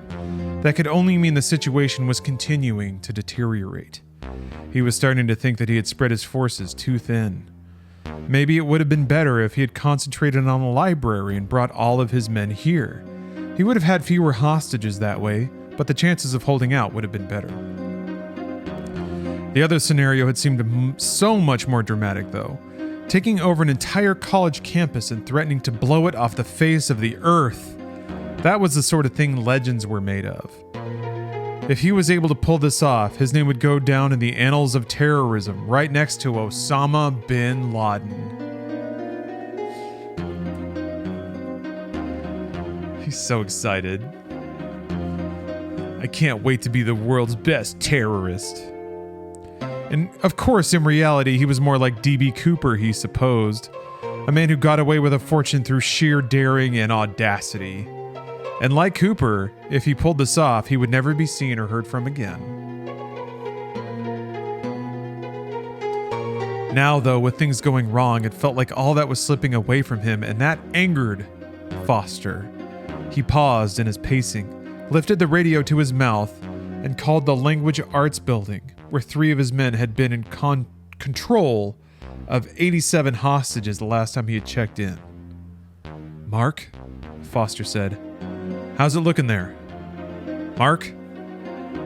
This time there was no response. Foster cursed and was about to lower the radio when it suddenly crackled to life. "This isn't Mark," a strange voice said. The resonant voice belonged to a man. It held just a trace of southern drawl, almost indistinguishable, but there. Foster's hand tightened on the radio as he said, "Who's this?" "Somebody you don't want to know, Matthias. But I have a feeling we'll be making each other's acquaintance before the day is over." "Rivers? Rivers, is that you son of a bitch?" "Not exactly." "Where are my men?" "Hell, more than likely," the answer came. Foster expected that, but it felt like a punch in the gut anyway. Things were getting worse all the time. But he still had cards to play. Yes, this is literally that scene from Die Hard now. "Get me my detonators." He said, oh yeah, hold on. But he still had cards to play. He said, "I guess you got everybody out of the building?" "It's just me now," the man said. "But I'll be coming for you soon." "I don't think so, asshole." Foster's other hand dived into his pocket and came up with the radio he used as a detonator. So he's aware that the guy can't see him, right? Did he really need to physically pull out the... Never mind. Each of the bombs had a specific frequency, ones that were off limits for normal voice communication. One-handed, Foster changed the switch on the handheld unit next to the frequency of the bomb planted next to the Language Arts Building. He thumbed the transmit key and with satisfaction heard the heavy thump of the explosive going off across campus. That was enough to make the hostages here on the lower level of the library scream and yell again. They probably thought they were next. Not yet, but soon, maybe. Foster had long since decided that if he put his plan into action, he would never be taken alive. But with any luck, he wouldn't have to worry any more about whoever had been disrupting things. There was a possibility the blast hadn't killed him, but in all likelihood, it had. A smirk was forming on his face when the radio crackled again. The same voice drawled. "I never said I was still in the building, Matthias. Just that all the hostages were out. I'm still coming for you once I've finished with all your flunkies." Foster jerked the radio up to his lips, but he was too filled with rage to form words. Instead, he let out an incoherent sound that was half growl, half shout. And flung the radio away from him. It bounced and slid across the floor. He jerked the radio to his lips. What's weird about that, Atrophia? What? Do you think that's weird? It's not weird. He stood there for a long moment, trembling inside from the depths of his anger. He hadn't heard anything from Natalie since she'd gone up the stairs after Rivers, or from the guy he'd told to follow her. Excuse me. Or from the guy he'd told to follow her since he didn't fully trust her. Had something happened to them? Could things really get any worse? Jesus Christ. Firework just went off at 1 a.m. and a car alarm's going off. That was scary. That was the Language Arts Building going up, I guess. Oh no. What did I miss? I had to pee. The terrorist guy blew up a building that he thought Dog was in, but Dog wasn't in it. Oh, you heard that? Jeez. At 1 a.m. That's a little out of pocket. That's a little much.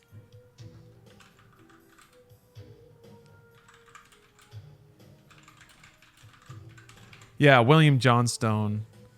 It's sort of by William Johnstone. It's actually ghostwritten by his daughter J.A. Johnstone. But yeah. Let's see here.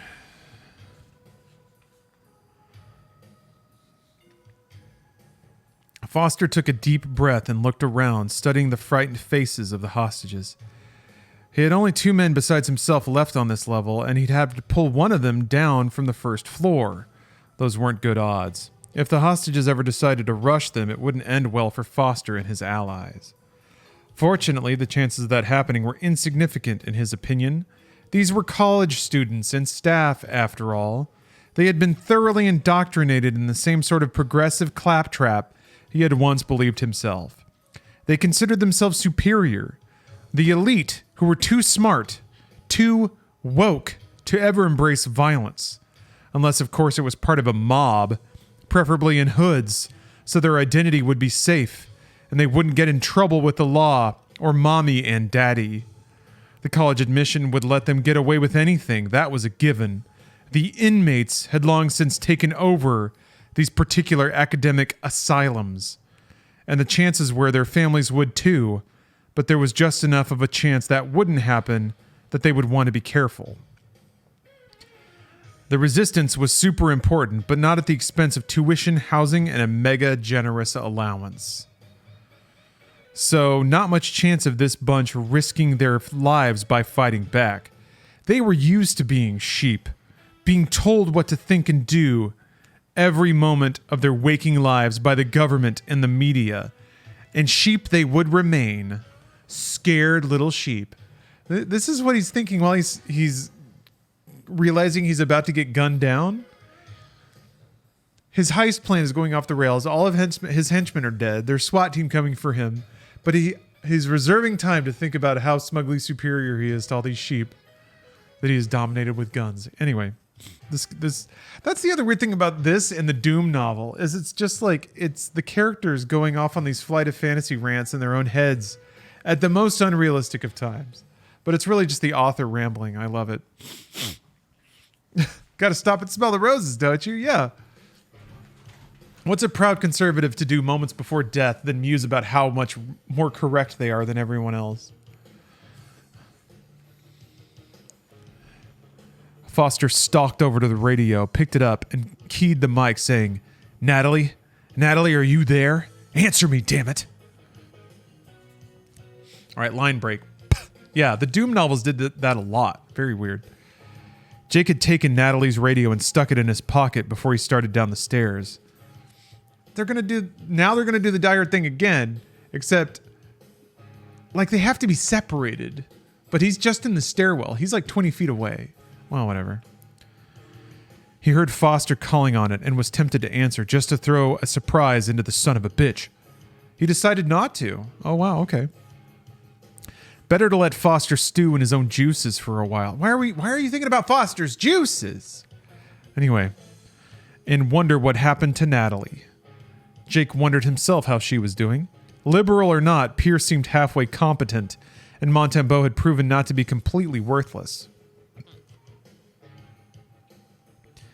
Jake would have hated to place his life in the hands of either of them, but he supposed they were better than nothing. Maybe somebody among the freed hostages had some medical experience. Kelton College had a pre-med program, he seemed to recall. He shoved his worries about Natalie out of his head. It hadn't been much more than an hour since she had shoved a gun in his side and threatened to shoot him in the heart. So no matter what he had believed he was starting to feel for her, he didn't owe her a damned thing. He could have left her to bleed to death on these damned stairs and not felt a thing. Maybe if he told himself that lie often enough, he might come to believe it. So again, they're savages unless you want to have sex with them. And then they're still not people, but they're worth keeping alive. What's up, let's go? How you doing? Does anyone remember why this character who hates the dang liberal colleges is attending one? His grandfather wanted him to go, and after he got out of the military, he didn't know what to do, so he was like, why not? No, he thought about quitting. He thought about quitting college multiple times because he clearly didn't fit in there and was only getting into fights with everybody. But it's like, I think he was like, the fact that they want me to quit means I won't. And the fact that I'm going to stay here means I'm a hero, is essentially how they did it. It's like, he doesn't take the easy way out no matter what. So yeah, he had to stay and keep beating up random college kids and causing like fights and stuff. Jake Rivers is a hero. Yeah, yeah. Chaim, you've nailed it. He's there to spite both them and himself. What is the conservative hero if not fueled out of spite for imaginary people? All right. More pressing concerns took precedence. He had cleared Foster's minions from the 3rd and 4th floors, but that wasn't true of the 1st and 2nd. He didn't know how many gunmen there were on those floors. The 2nd floor wasn't that important now, Jake decided. He could afford to bypass it, because whoever was posted there wouldn't be able to come to Foster's aid right away if shooting broke out on the lower level. Wait, why not? Sorry, why not? Why not then? Wait, what? If he goes to the bottom floor and fights there, then they'll come out of the 2nd floor and be behind him and shoot him in the back. No, he's a tactical genius. He knows what he's doing. The same couldn't be said of the men on the 1st floor. They could reach the lower level quickly just by bounding down one of the escalators, which were stopped now because the power was out. If he could deal with them, Jake thought, then Foster wouldn't have any backup left. He would be alone with however many of his men he had left, and that couldn't be many at this point. But Foster still had guns and plenty of ammunition and dozens of innocent hostages. If he and his men opened fire, they could slaughter many of the prisoners before they were overwhelmed. Jake wanted to prevent that if possible. If possible. We'll try our hardest. We'll see what happens. We'll give it a shot. The threat of the bombs still remained. Jake thought he'd heard something as he was stealthily descending the stairs, something that might have been an explosion somewhere else on the campus, but in the stairwell it was difficult to be sure. If Foster's men had really planted bombs all over the campus, the amount of damage they could do in human lives was incalculable. Jake's doubts wouldn't mean a damn thing in the face of that awful reality. So Foster had to be stopped. But he had to be stopped before he could trigger any more explosions. Jake was running out of time, and he knew it. So whoever was on the 2nd floor could wait until later. Right now, he needed to take out any of Foster's men on the 1st floor, then move on to the lower level. There weren't many shelves on the ground level because it was mostly devoted to circulation, with self-serve checkouts and long counters where books were reserved online could be picked up, overdue fines were paid, and other tasks like that were handled.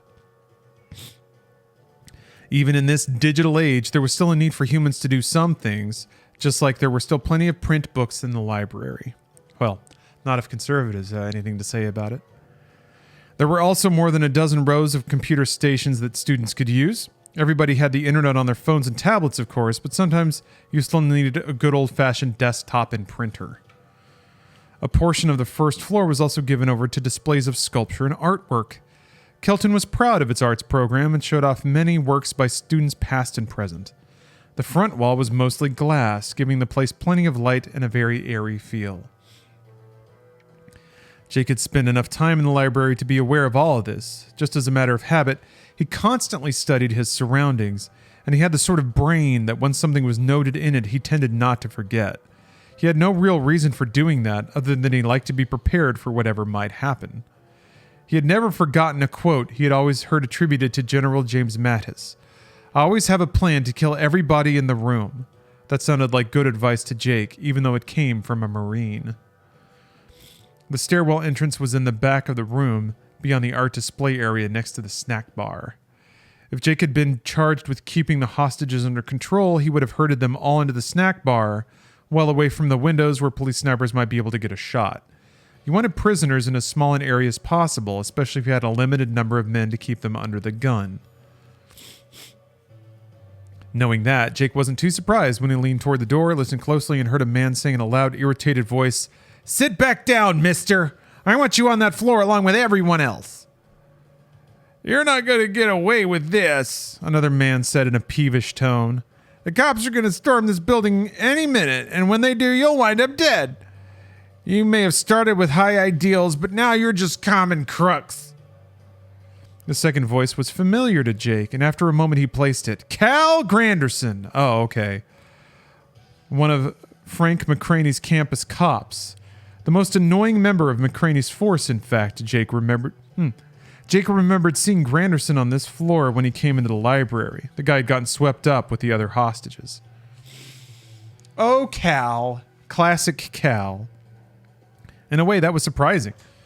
Jake would have expected Granderson to try some sort of grandstand play that would get him killed. Clearly, that hadn't happened. But it might yet, because Granderson was mouthing off to the guards.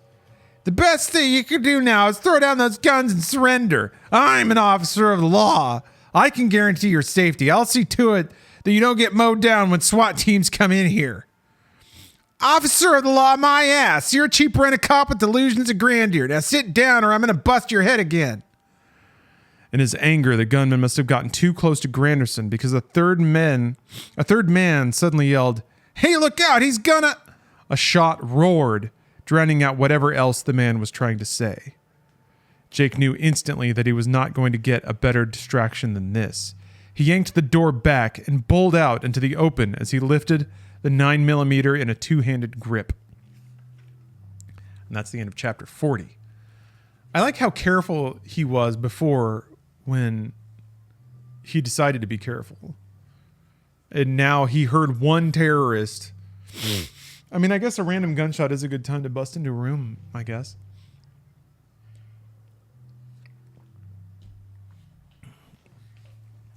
Okay, chapter 41. Jake instantly took in the scene playing out before him. Cal Granderson, in his campus police department uniform, was wrestling with a husky Hispanic man over a gun. The second guard was off to the side in front of the snack bar, nervously jerking both his gaze and his pistol back and forth between the desperate struggle and the prisoners he wanted to keep under control.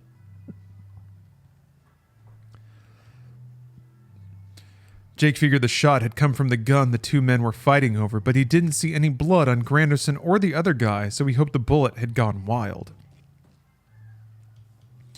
The way Granderson and his opponent were twisting and staggering around, Jake couldn't risk taking a shot in their direction. But the second guard was a different story, so he called, "Hey!" The man turned his head first to look over his shoulder, and then his eyes widened as he spotted Jake standing there drawing a bead on him. He tried to jerk around and bring his gun to bear, but the Glock in Jake's hands had already spouted flame. The 9mm slug smacked into the middle of the guy's forehead and blasted right on through his brain to hit the suddenly blood-splattered wall on the other side of him. His knees buckled, dropping him into a crumpled heap. Granderson and the man he was fighting with had to have heard Jake's shot, but neither could afford to take their attention away from their battle. Granderson had both his hands clamped around the man's wrist. He wrenched on it, trying to get him to drop the gun, but as he was doing that, the man used his free hand to hammer punches at Granderson's head. Granderson haunched his shoulders as much as he could, trying to protect himself, but his head was bleeding from several cuts that had been opened up already. This would have been a good time for the now unguarded hostages to rush forward and overwhelm the gunmen through sheer force of numbers, considering the way that most of them were hiding under the snack bar tables, though whimpering and crying because guns were going off. Jake knew that wasn't going to happen. He bounded forward and chopped the gun in his hands down at the head of the man fighting with Granderson. The blow landed with a solid thud. Granderson grabbed the man's gun and jerked it free. He slashed upward with it and crashed it against the man's jaw. Jake heard bone crunch. The man staggered back a step and sat down hard, making grotesque noises as he clutched at his shattered jaw. Jake shut him up and laid him out with a swift kick to the head. I guess it was too much to just shoot him, huh? Then he nodded to Granderson and said, "Good work." Granderson didn't seem to be in a mood to accept the compliment graciously. He said, "I had him.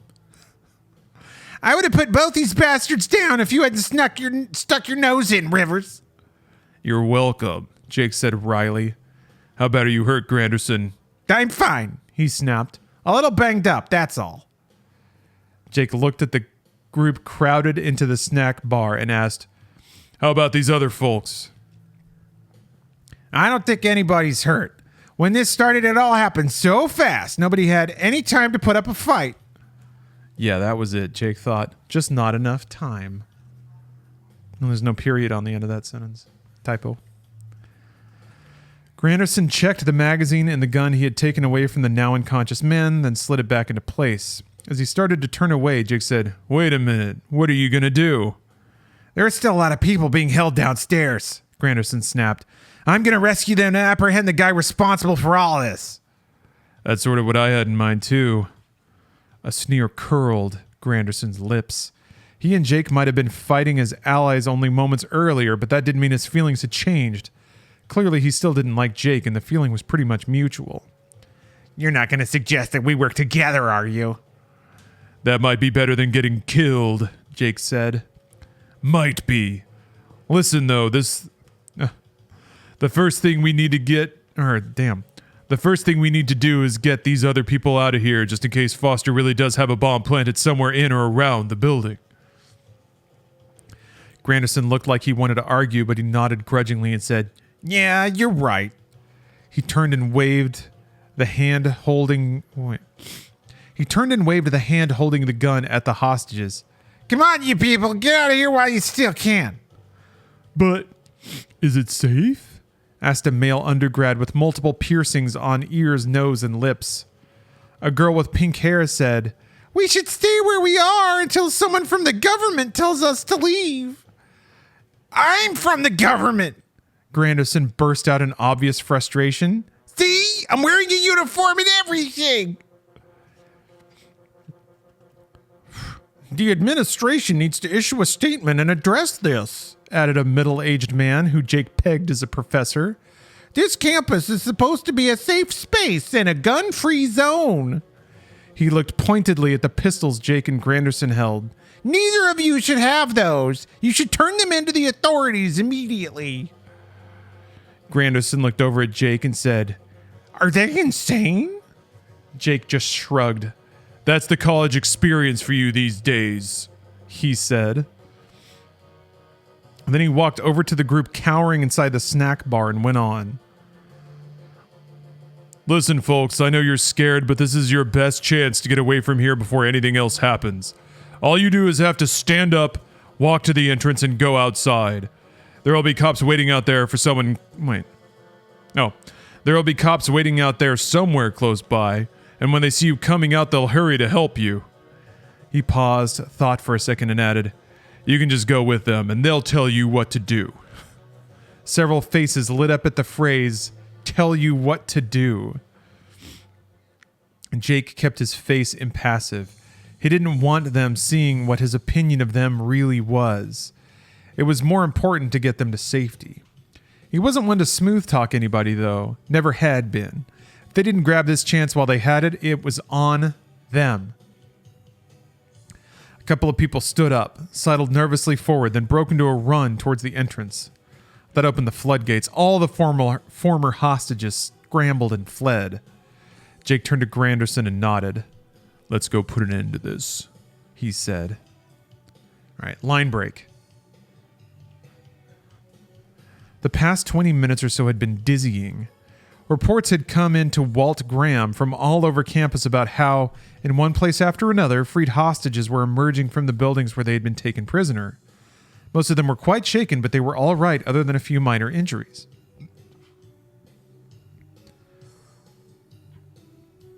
The same couldn't be said of the terrorists who had tried to take over Kelton College.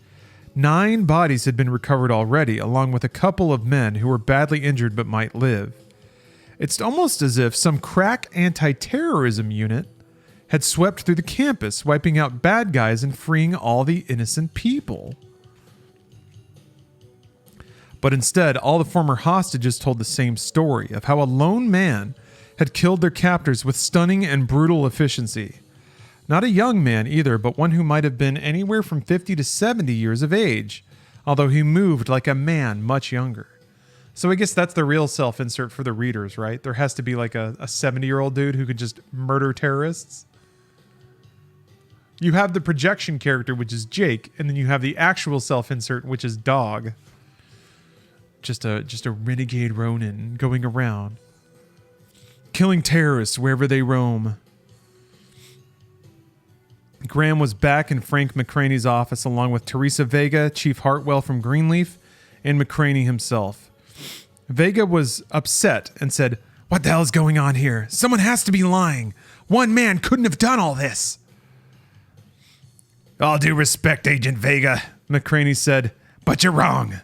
I saw the guy, talk to him. If I've ever run into anybody who's absolutely capable of... God, this fucking phrasing. If I've ever run into anyone who absolutely is capable to taking out this many terrorists and freeing that many people, it's the man who was in here earlier." "Dog," she said. Is that what he told you to call him? Just Dog?" "That's right." Vega looked over at Graham and went on. "And he's supposed to be some sort of super vigilante working for the government."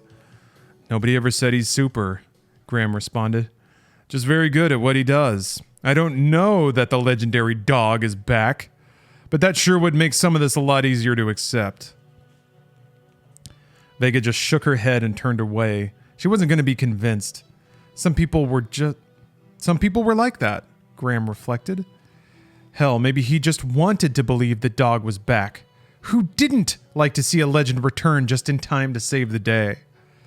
One of McCraney's officers, the young man called Bagley, hurried into the office after knocking on the door, but not waiting to be told to come in. "Hostages are running out of the library," he said excitedly. The two federal agents and two police chiefs stiffened as they looked at Bagley. McCraney said in a strained voice, "All of them, Jeff?" "No way to know that, Chief, but some of them, that's for sure. I am told none of them appear to be hurt, at least not much." "Thank God for that," McCraney said. Vega looked at Graham and said, "You think this is more work by your mysterious Dog?" "I don't know," Graham replied with a shake of his head. "But let's get over there. Maybe we can find out." All right, another line break. Also, that entire scene was unnecessary. Aside from just reminding us that Dog is going around killing all the terrorists. Nothing happened. Nothing happened. All they did was repeat stuff that was in it wasn't even that long ago. Too much time had passed. Matthias Foster had a very strong hunch that Natalie wasn't coming back, and neither was the man sent to follow her. He'd hoped she was still alive. At least, he thought he hoped that. But he wasn't really sure. She was beautiful, no doubt about that, and she seemed devoted to their cause. Not devoted enough to go ahead and fall in bed with him, as he had assumed she would, but there would be plenty of time for that once they were filthy rich and far away from here. I like how they have to mention that he didn't have sex with her, so she's still, like, chaste.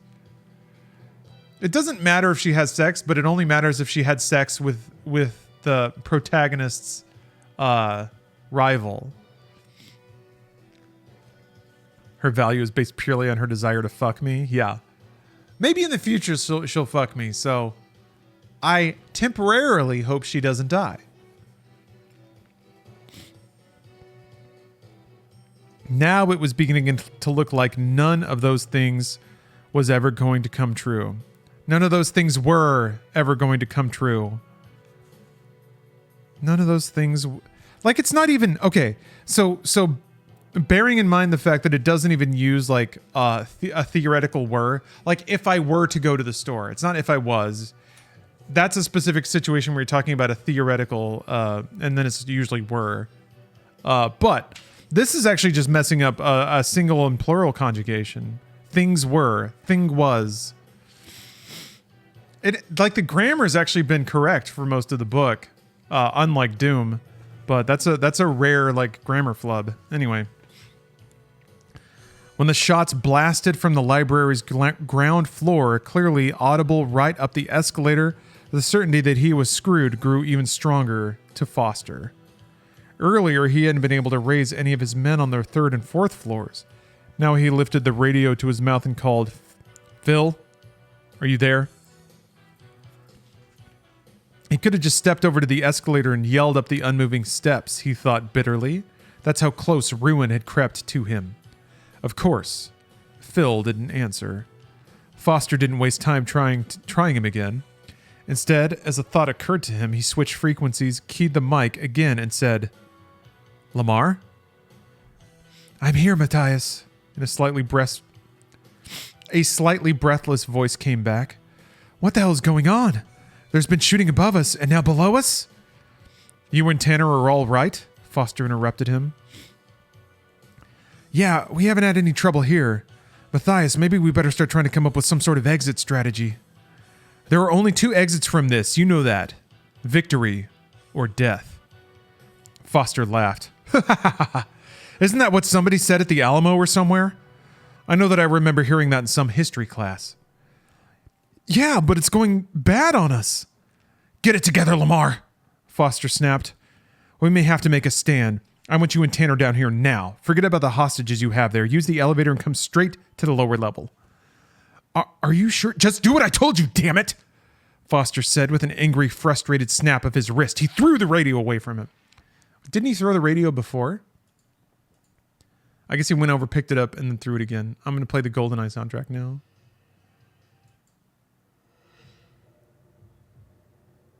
I feel like it still fits, right?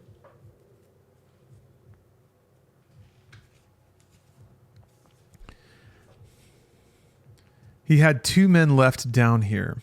If Lamar and Tanner could reach the lower level, that would make 5 of them against whatever the authorities could throw at them. Would the authorities actually attack head on, though? He had set off 2 bombs already. Was that enough to convince the cops and the feds that the entire campus was in danger? Or did they need another demonstration? Foster's hand stole into his pocket. The fingers curled around the detonator. This one was separate. None of the others in the group, not even Natalie, knew about it. They were aware he'd been able to get a hold of enough explosive to build only 3 working bombs. The others were decoys, intended to keep the bomb squad busy checking out the work done by the groundskeepers that morning, and to keep the cops worried so they would hold back in order to prevent a possible Holocaust. Ugh. 2 of the 3 bombs they knew about had already been detonated at different corners of the campus. The remaining working device was planted at another corner, but no one knew except him. What no one knew except him was that ever since he'd gone to work as a groundskeeper under the name Rick Overman, he had been planting charges around the library's foundation, one at a time, so that no one had ever noticed. He had gotten his hands on a lot more C4 than he'd ever let on to the others. They believed that the bomb threat was largely a bluff. Foster wasn't bluffing, though. From the start, he had known that he would either get what he wanted, the money, along with the freedom and power it would give him, or he would wreak his bloody vengeance on the world in a way that would never be forgotten. All it would take was for him to open the detonator and press the button. The charges around the foundation would detonate and the library would come crashing down onto itself, killing everyone inside, including Foster. But that was all right if it came to that. Foster caressed the cold metal smoothness of the detonator and whispered to himself, "Victory or death." All right, chapter 42. We're moving on here. Moving on.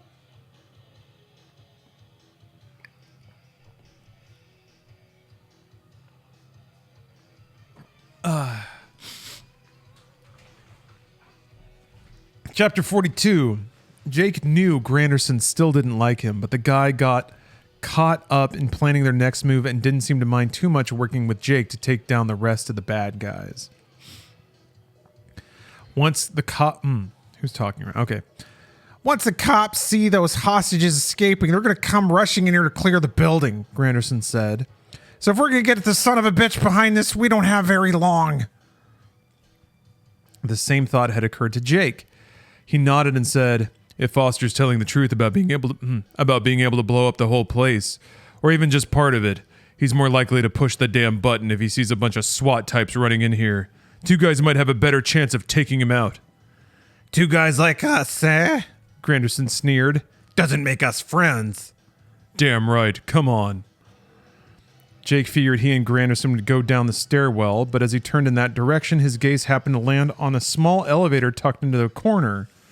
The library was an old building that had been remodeled numerous times over the years, so he figured the elevator had been added at some point to make it ADA compliant. Is he going to complain about ADA compliance now? It seems like something he would do.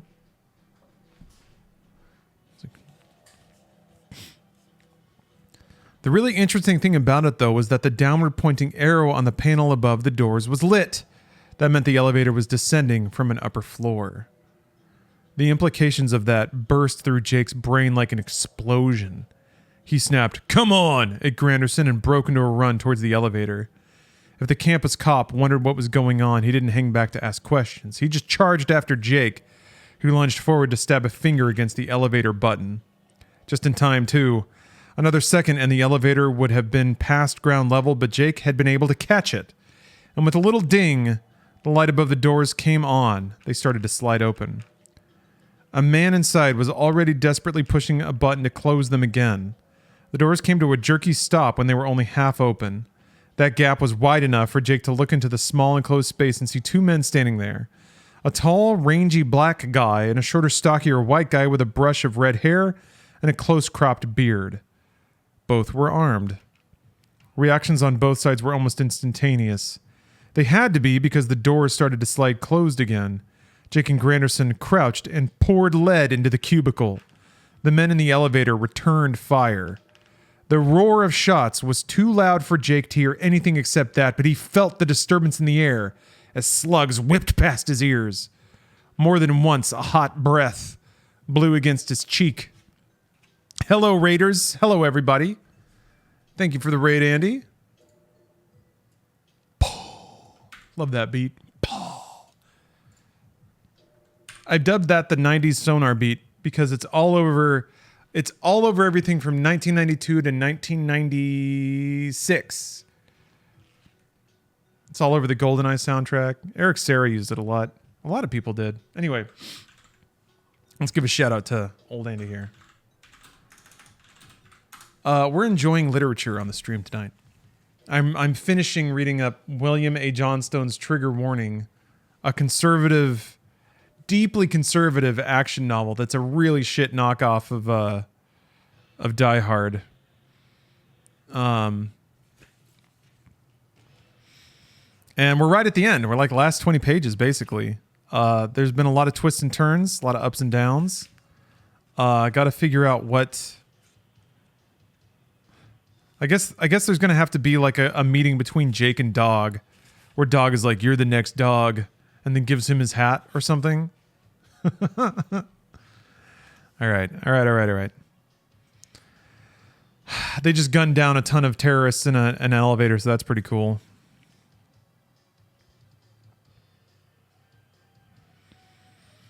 Okay. We got hot breath on the cheek. Then he stuck a foot out at the last second to stop the doors from closing and prevent the elevator from continuing its descent. The chaos of the gun thunder died away into a hollow silence. Jake kept his pistol leveled at the opening.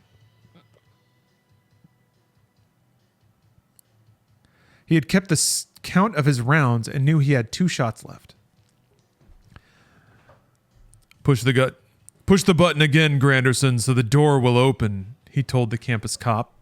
I'd like to, Granderson said in a strained voice. but I don't think... Jake threw a quick look at his ally. Granderson had gone down to one knee. He had a forearm propped on that knee as he leaned forward. The gun was in that hand. The other hand was on the floor to help brace him. Blood stains spread on his shirt front. That's one word, I guess. Bloodstains spread on his shirt front in a couple of different places. Damn it, Jake grated. how bad? Granderson was breathing hard. He pointed his gun at the elevator doors and said, You just open him up. I'll be ready. Jake kept his foot in place and stretched to the side to push the button again. The doors began to open. As they did, he stepped back hurriedly and brought his pistol to bear too. There was no need for that. The two guys in the elevator were both dead, shot to pieces.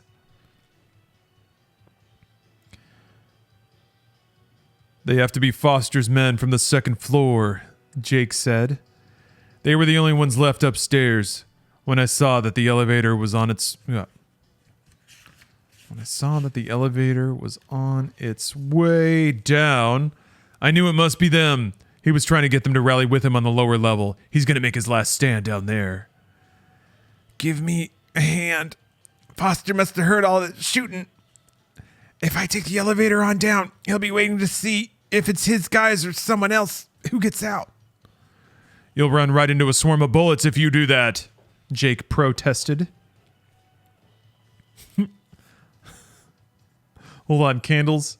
You're on the wildest crab champions run of your life? Great. We're going to get it.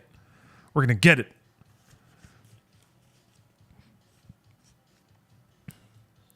Won't matter. Blood's already leaking into my lungs and guts. I won't make it. But I can distract him and anybody he's got left on his side while you hit them from the other direction. Blast it. You just want to make some show-off play and be the hero. Why shouldn't I be? Because you're such an asshole, Jake burst out. Yeah, well, so are you, Rivers. They stared at each other for a second, and then both men laughed. You gonna help me or not? Granderson demanded. Yeah, hang on. He took Granderson's arm and helped him onto the elevator. He had to use his foot to push aside one of the bloody corpses as he did so. Granderson propped himself up against the car's back wall. Then he nodded to Jake and said, When you hear there's a shooting, you'll know. Yeah, good luck, Granderson. Don't need it anymore. As long as I can keep breathing long enough to get down there. Push the button for me, will you? Jake thumbed the lower level button on the control panel and stepped back as the doors closed. His last sight of Granderson was of the campus cop grinning as he hunched forward, with a little blood soaking the front of his uniform shirt. All right, line break. We're jumping around again. Foster left one of his men, a guy called Alec, watching the hostages and told the other one, Reese, to come with him as he headed for the elevator to meet Lamar and Tanner. Before they got there, a storm of gunfire broke somewhere up on the first floor, with at least 24 shots being fired in 10 seconds. Foster stopped short and tensed, then stared at the elevator. Above the doors, the down arrow was still lit. It had been on its way to the lower level, but must have stopped for some reason on the first floor. Whoever was to blame for everything else going wrong had stopped the elevator too. Foster was sure of it, and that couldn't be anybody but Jake Rivers. Why hadn't he had Rivers killed when he had the chance? Was that one mistake going to ruin everything? Foster had heard the faint rumble as the elevator began to descend again. He made a curt gesture to indicate that he and Reese should split up. Foster went left, Reese to the right as they approached the elevator. Foster held his gun ready in front of him in a two-handed grip as he said quietly, "Be ready when that elevator opens. It might be two of our guys in there, or it might not." "I'm ready, Matthias," Reese said, but he sounded tense and worried. The long day had gone on. As the long day had gone on, and more things went wrong, the worry and uncertainty had spread through Foster's group. Foster had to give them credit, though. As far as he knew, none of them had deserted him. A faint thunk sounded as the elevator came to a stop at the bottom of the shaft. The doors slid back. Even though Foster was ready, he still jumped back slightly as a bloody, grinning apparition lurched towards them. The thing held a gun that spat fire at them as he stumbled forward.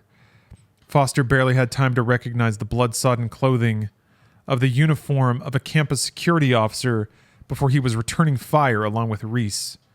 Their bullets pounded into the campus cop and threw him back across the elevator car to hang against the rear wall.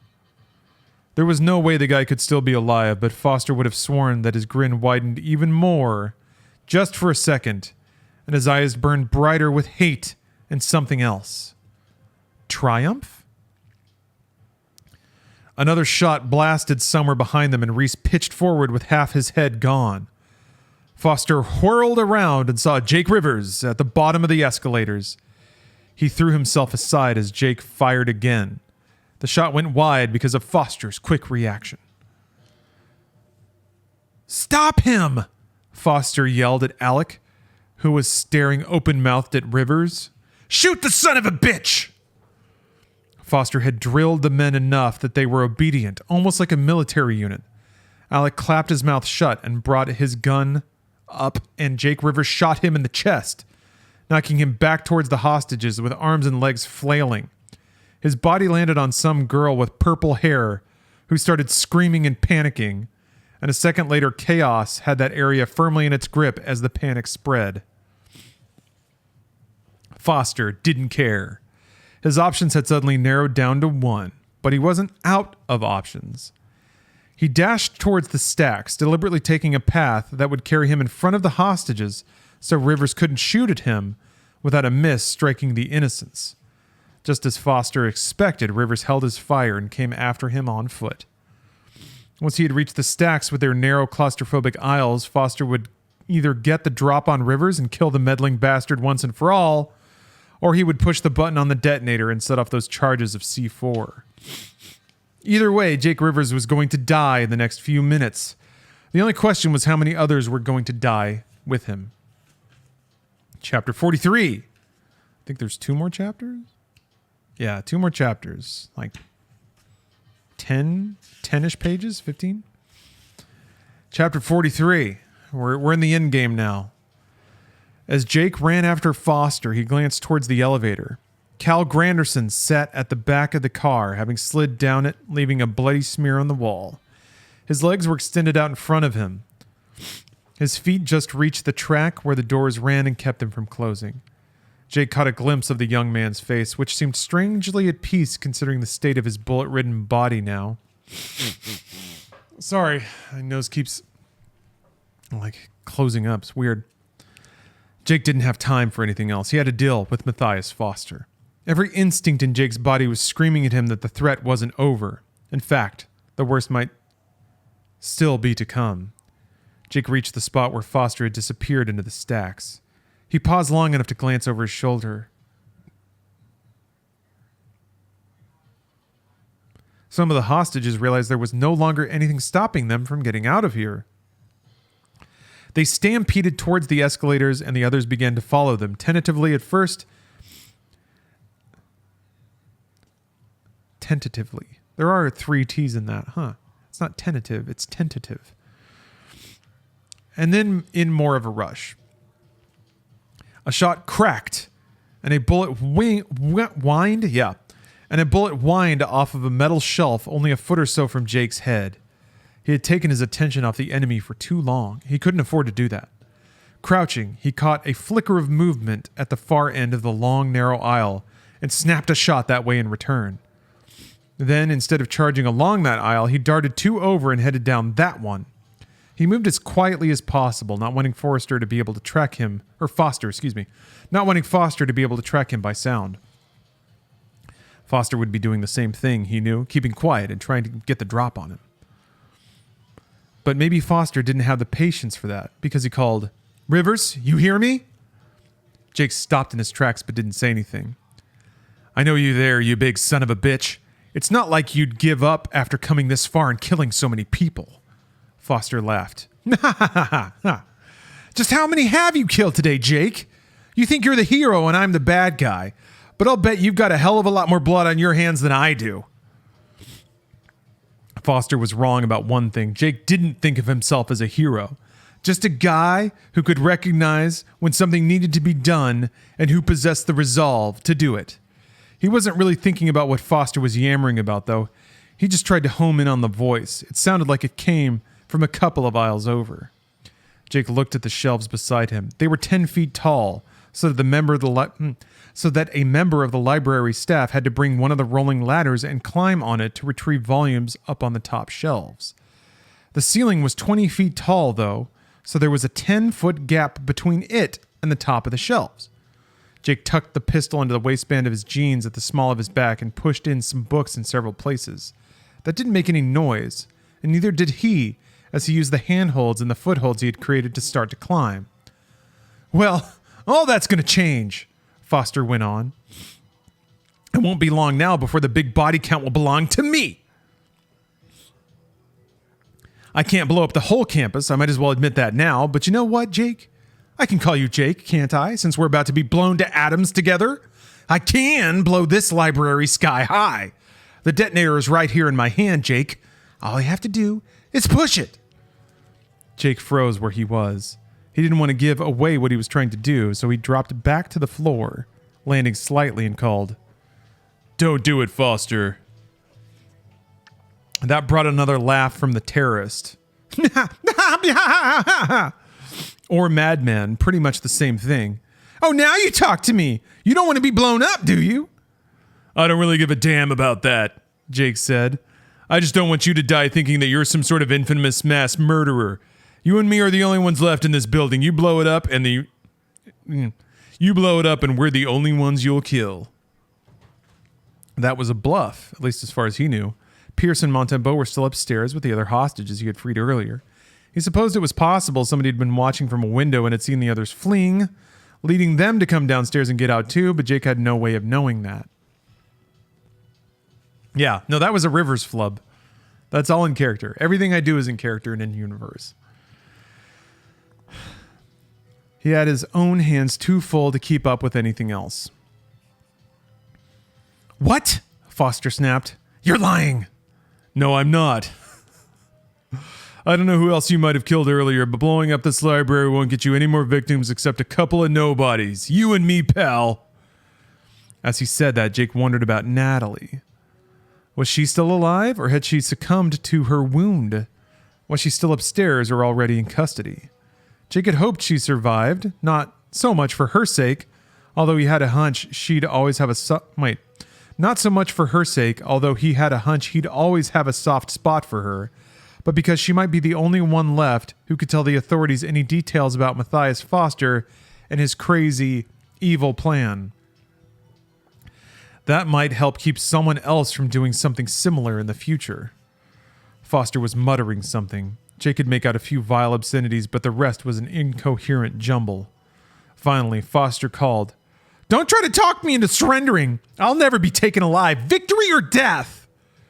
Colonel Travis at the Alamo, Jake said. Don't dirty up the words of a noble man, Foster. He paused. If you don't want to be taken alive, forget about blowing anything up. Just put that detonator aside, step out and face me. Just the two of us. So just FYI, the Alamo is kind of an embarrassment. But it's been turned into this weird thing. They did not have victory or death at the Alamo. They surrendered. Maybe that particular dude, Travis Dickwad, maybe he died, but I remember even back in the day being like, and I grew up in Texas, and when I heard the actual story about the Alamo, I was like, wait a minute. So they're all losers, right? They didn't accomplish anything. It wasn't even that important of a military target. There's just, I don't know. There's this fun thing where you make a big heroic story about a nothing thing. Like, it's kind of fucked up that George Washington attacked on Christmas Day, actually. That's kind of fucked up. And he's not actually that good of a military commander. But whatever, who cares? Hey, Turbid, what's up? There was a game that I was playing that used the word turbidity. How about that? How about that? Turbid, I started this before you finished your book. This is just a side effect of how long it takes me to read.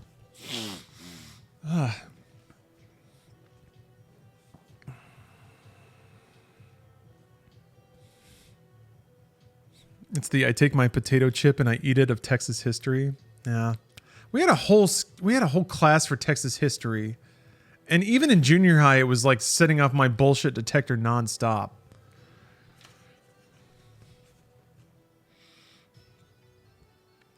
Okay.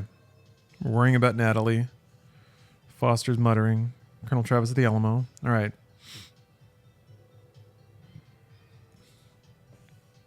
Okay. Don't dirty up the words of a noble man, Foster. He paused. If you don't want to be taken alive, forget about blowing anything up. Put that detonator aside, step out and face me. Just the two of us. Foster laughed. Ha ha ha ha! Head to head? Mano a mano, just like the showdown in every bad book ever written and every bad movie ever made? So that you'll have the chance to deliver some classic badass line like yippee-ki-yay? Screw it, Jake muttered. He swarmed back up to the shelves, flung a leg on the top, powered up, leapt to the next one, sure now from the conversation where Foster was, and dropped on top of the nut job while Foster was trying to dig that detonator out of his pocket. He hoped the jolt wouldn't make it go off. Foster screeched curses, hammered fists at Jake's head, and tried to ram a knee into his groin. Jake was taller and heavier and had a bigger penis. That was my editorialization, but we can assume. But Foster battled with the strength of a madman, and the cramped quarters didn't help either. So wait a minute. Jake had a gun.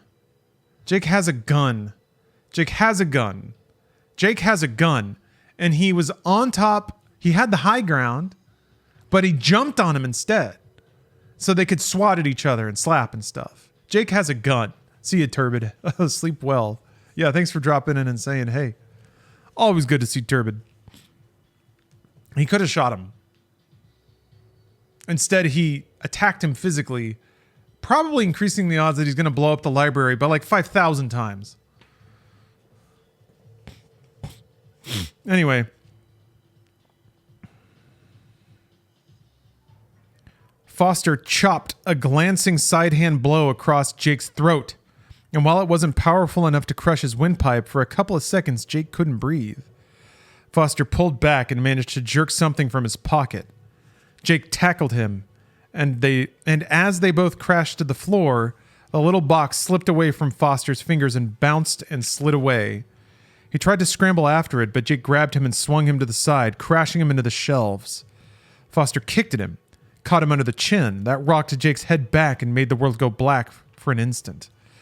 Foster got loose and went after the detonator. Jake snagged an ankle and upended him again. Foster's hand hit the detonator and sent it skidding underneath one of the heavy shelving units.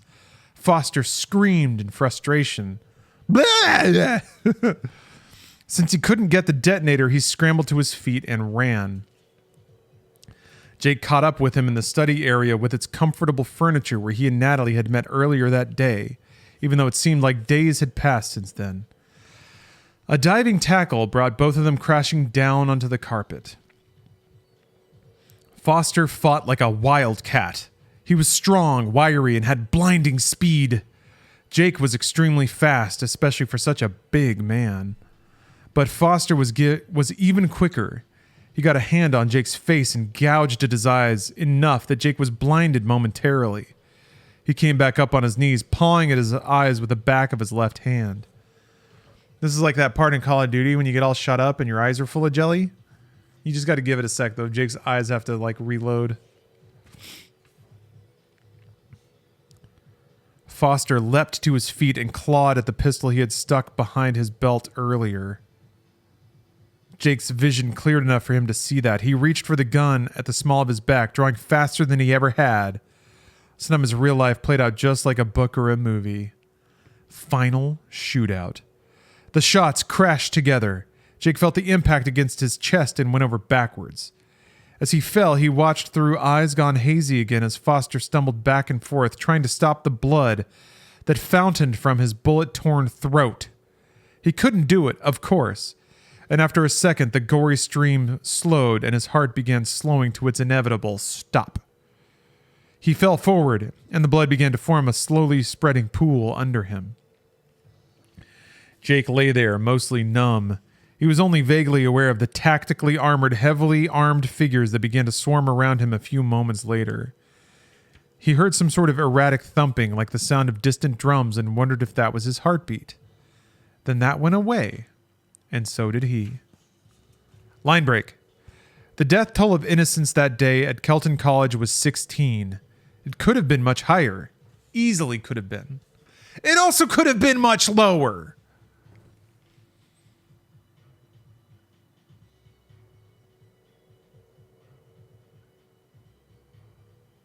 Like, I don't know. Maybe if the ransom got paid. Maybe 16 people would be alive.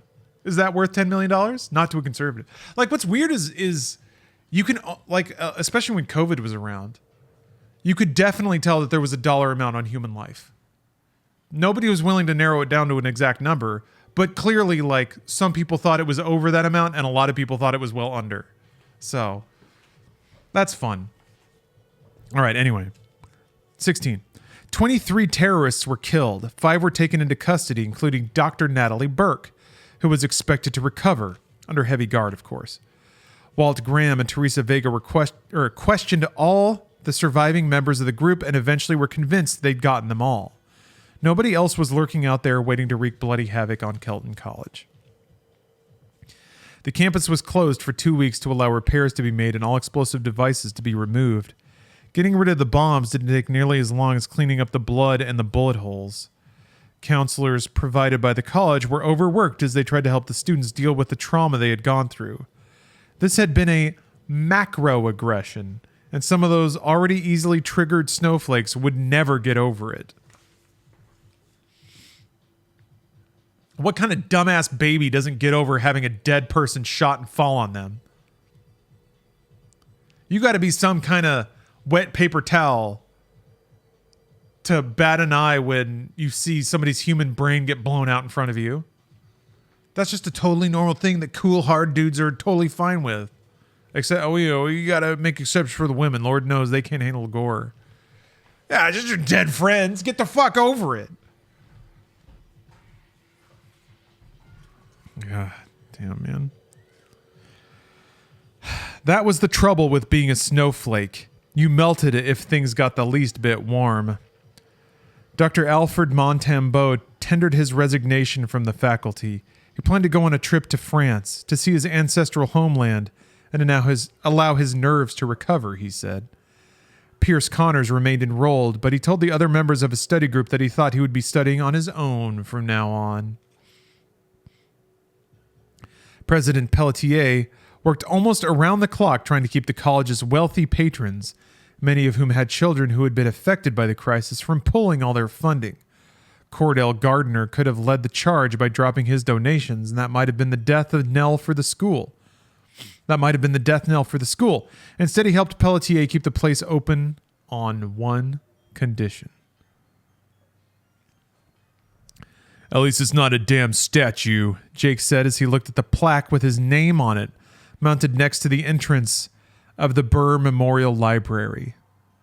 Frank McCraney said, "Hey, if your grandfather told me he thought about making them rename the whole library, but he decided the plaque was enough since you didn't die and all."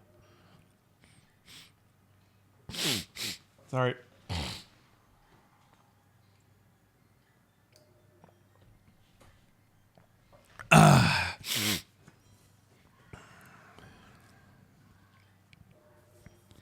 Yeah, staying alive fouled it all up, didn't it?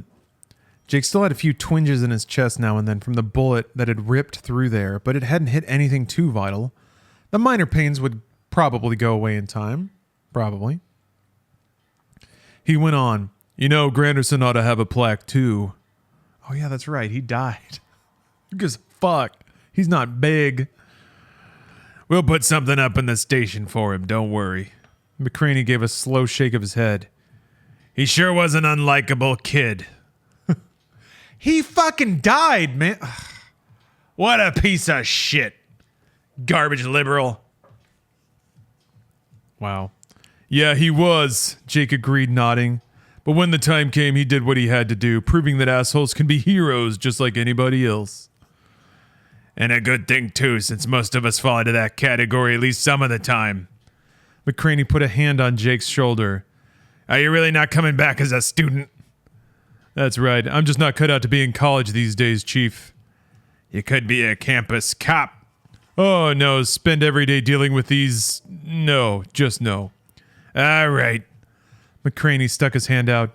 Come back to see us sometime anyway. Sure, I'll do that, Jake said as he shook hands even though he knew he wouldn't.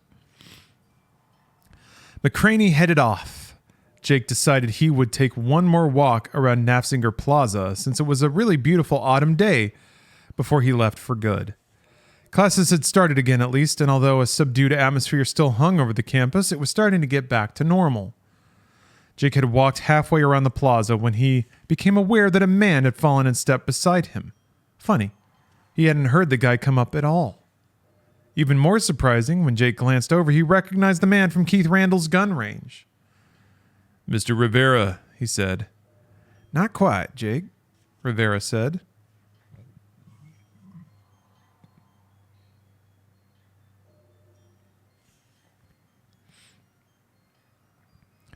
We haven't been introduced, so I guess Keith told you my name like he told me yours. Not exactly. I've known who you are for a long time, Jake. And the name's not really Rivera, although I've gone by that for almost as long. It's Rivers, just like your mother's name. And your grandfather Big Joe's name. Jake stopped and frowned over at the older man. What the hell are you saying? He demanded. Well, I'm Barry Rivers.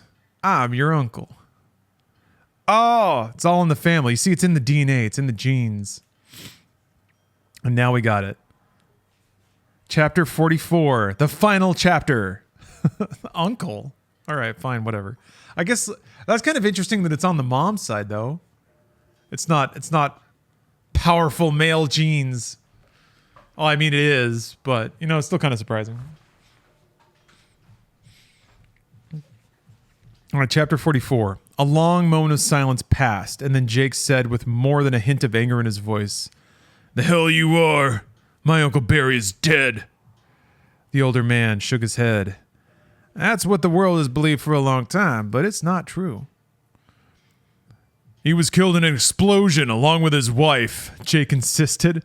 It was some sort of mob-related thing. My mother told me about it. And as far as Donna ever knew, that was the truth. Only a handful of people, including the president at the time, ever knew it wasn't true. That's the way it had to play out. You're claiming the whole bomb story was a fake? A shadow seemed to pass over the older man's weathered face. It wasn't a fake, he said in a low voice that held an angry growl somewhere inside of it. The explosion was real enough.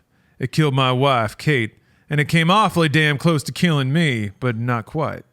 I lived, if you can call it that. I've seen pictures of Barry Rivers, Jake said stubbornly. You don't look like... The blast tore up my face, and when the doctors put it back together, I didn't look exactly like I used to. I think you can still see a hint of the old me here and there, if you know where to look, but most people never would. And you never saw me when you were a kid. I was dead before you were born.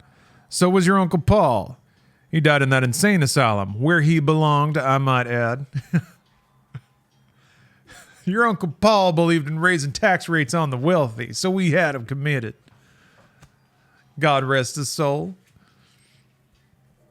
When do I sleep? After I finish this book, in about 10 pages. I'm going to take a nice little nap, and then I'm going to wake up and watch Games Done Quick. All right. Yeah. We have to protect the wealthy. I mean, that's literally what this book is about. 16 innocent kids died so that wealthy parents would not have to pay ransom to some dude. That's it. That's it. That's all. What's interesting is they never did fully verify that Foster actually just wanted to kill everybody. In fact, it pretty much went out that if he got paid, he would have just left. So, again, could have just paid money and saved lives. That's fine. Okay. Okay. Uncle Paul died in insane asylum. I'm not sure he's the only one who belongs in an asylum. The man who claimed to be Barry Rivers chuckled. Why don't we go sit down on that bench over there? He suggested as he nodded towards a concrete bench under one of the trees. I'll tell you all about it. Jake hesitated. While he was in no way prepared to accept this guy's story, neither did he believe he was in any sort of danger. The man seemed to have an aura of menace about him, but Jake could tell that it wasn't directed towards him. All right, he said, but I warn you, I'm not going to believe a word of it. So for the next half hour, Jake sat there mostly in silence, asking a question now and then, as the man told him about... God, I'm just so excited. just so overwhelmed that I'm stumbling.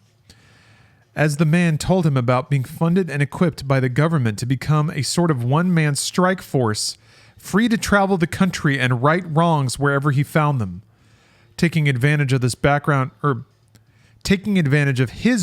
as a trucker, Barry Rivera, his new identity following the supposed death of the old one. Oh, he went from Barry Rivers to Barry Rivera?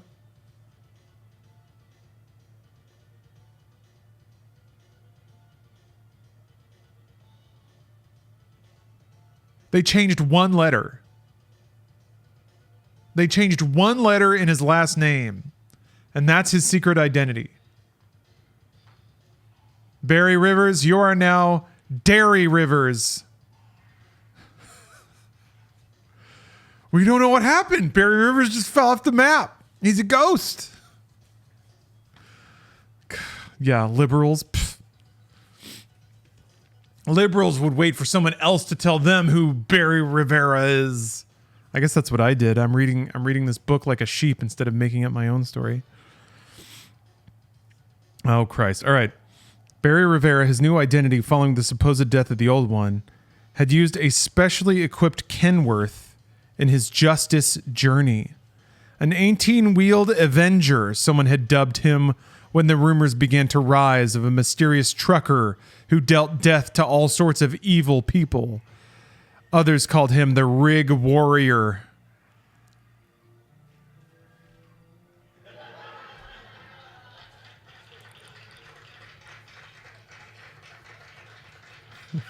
No, they did not. Yes, they did. The book says they did, so they did it. Oh, man. Anytime someone asked Barry who he was, though, his answer was the same. Call me Dog. Just Dog. Now sitting on the bench in Navsinger Plaza, Jake heard the unmistakable ring of truth in what this man was saying, no matter how much he wanted to disbelieve it. That went on for years, Barry said. Already, Jake couldn't think of him by any other name. Lots of years. So much blood that sometimes it only seemed like I was wading into it up to my neck.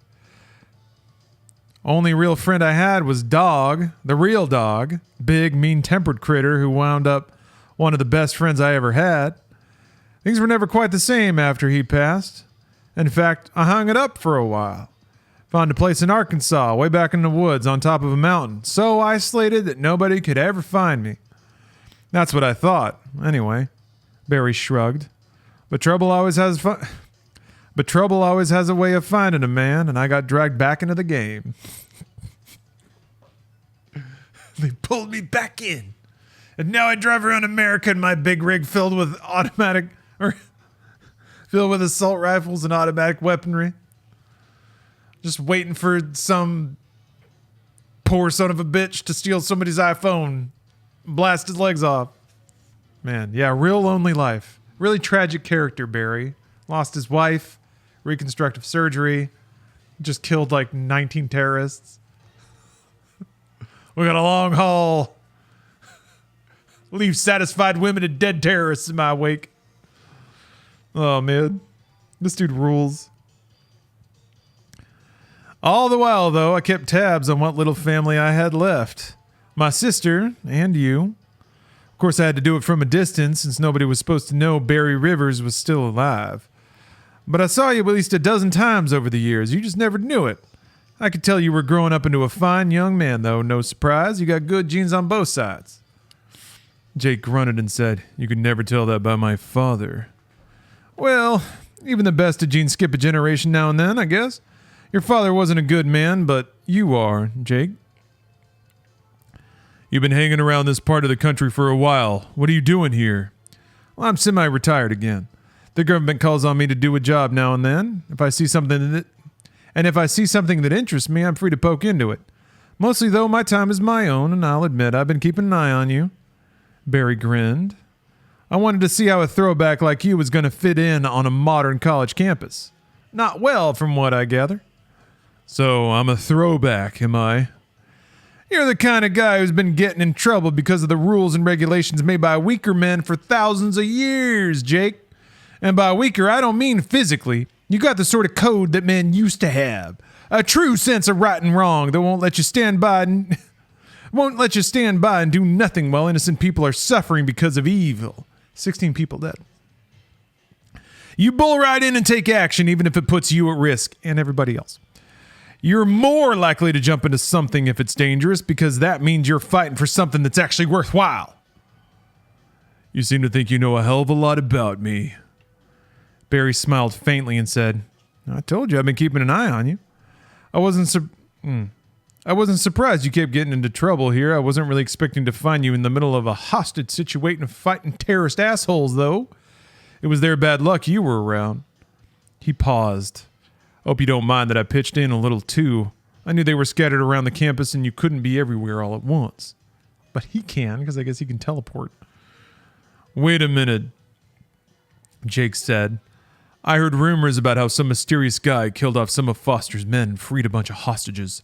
The official story downplays that, but too many people have said they saw it happen. Are you telling me that was you? Just mopping up, really. Barry replied with a shrug. Damn. Jake shook his head. That's a hell of a lot to dump on a guy. Yeah, it is, but you're strong enough to take it. They sat there in silence that stretched for several minutes while the campus population continued bustling around them. Life went on. Finally, Jake said, I think I believe you. Good. I hoped you would. But why? But why? But why? Why tell me all this? Barry took a deep breath and said, After all these years, I just wanted to look my nephew in the eye and have him know that we're family. Baby, I'm just getting sentimental in my old age. For a long time, family meant betrayal to me. Your Uncle Paul was responsible for a lot of pain and heartbreak for me and a bunch of other people. But I finally realized that you can't turn your back on your whole family because of what one person does. Does that mean you're going to reach out to my mother too? And one thing at a time, kid, Barry said. Anyway, that's not the only reason. I got a practical motive for talking to you today, too. And what's that? What do you plan on doing with your life, Jake? The question was one Jake had no idea how to answer. Not at this point, anyway. He shook his head and said, My grandfather thought I ought to go back to school. That didn't work out so well. I guess I'll get a job of some kind.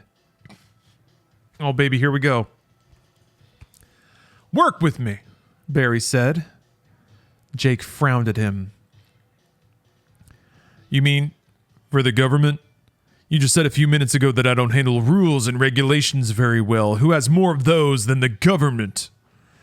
Yeah, it's not exactly the same, Barry said. When they come to me and ask me to do a job, ask me, not tell me. I have a free hand. Because there's nothing official involved and that lack of traceable connection gives them complete deniability. They say, we think this is a problem, and if I agree with them, I go ahead and take care of it however I see fit. That's the only way I'll operate, but that doesn't mean I'll use a hand. But that doesn't mean I couldn't use a hand now and then. He chuckled. And believe it or not, I'm not getting any younger. There'll come a time when I can't do this work anymore, but it'll still need to be done, take my word on that. There's always evil in this world, Jake, which means there will always need to be men to fight it. Jake couldn't argue with any of that. He had to admit that he was intrigued by Barry's proposal. A job like that might well get him killed, but he wouldn't die of boredom. When Jake didn't say anything for several moments, Barry went on. I still have that place in Arkansas. Thought I might head back up there for a while and do some training. You want to come along? Jake took a deep breath and said, I suppose we could see how it goes. A grin split Barry's face as he nodded. Good, that's what I wanted to hear. He stood up and started walking along the concrete path at the edge of the plaza. Jake fell in alongside him. The tide of campus life ebbed and flowed around them. After a moment, Jake said, Dog, that's your code name, right? Yeah? Do I get a code name? Barry squinted. Barry squinted over at him and said, You're as big as a horse. How about horse? No, Jake said, shaking his head. Not horse. That's not a good code name. He thought about it. Now, stallion, maybe. I don't think so. Barry clapped a hand on his nephew's shoulder as they walked off into the pleasant autumn afternoon. We'll work on it. And thus ends the whirlwind tour of Trigger Warning. Hold on, there's a bio in the back here, except it's glued, so I can't read all of it. Well, let's learn a little bit about the quote-unquote author, even though he's dead. Though largely known for their westerns, national best-selling authors William W. Johnstone and J.A. Johnstone have written some of the most explosive and timely thrillers of the last decade, with almost 1 million copies in print. These include the nationally best-selling Tyranny, a ripped from the headline story of citizens' rights and government wrongs, and Black Friday, a chilling depiction of terrorism on American soil. Their other thriller titles include Vengeance is Mine, Stand Your Ground, The Blood of Patriots, Home Invasion, Jackknife, Remember the Alamo, Suicide Mission, and Bleeding Edge. So, they is only they because it's referring to both of the authors. It's plural. We're not calling Manly Man William W. Johnstone a they. No. The Johnstones know that freedom is never free. They fully support our military and regularly donate books to our troops. You can learn more about this as well as upcoming releases and special promotions by visiting williamjohnstone.net or kensingtonbooks.com. I'm definitely going to williamjohnstone.net right now.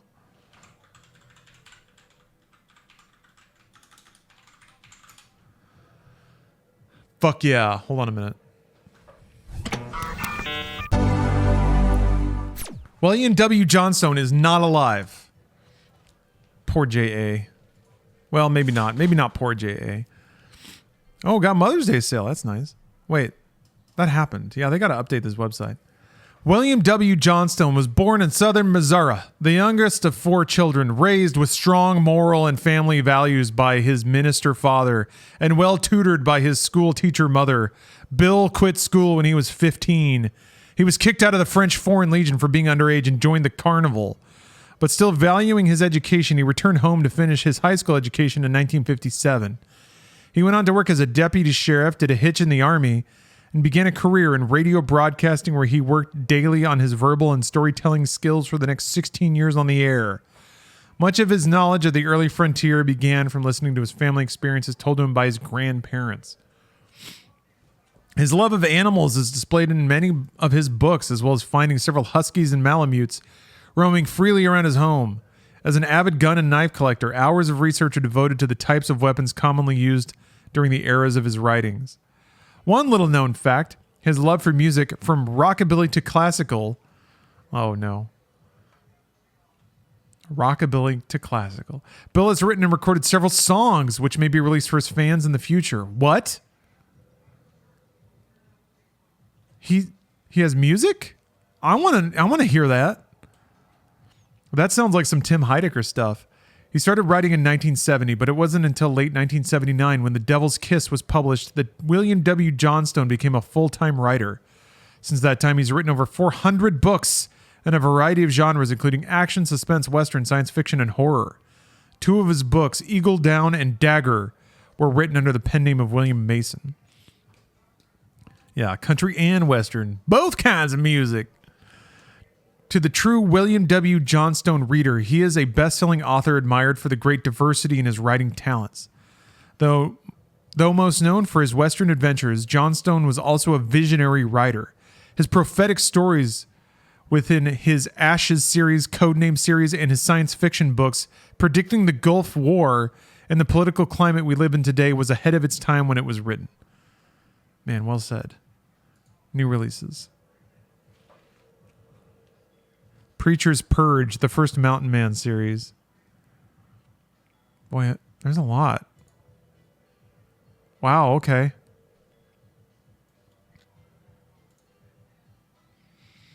Nice Guys finished dead in the old Cowboys series.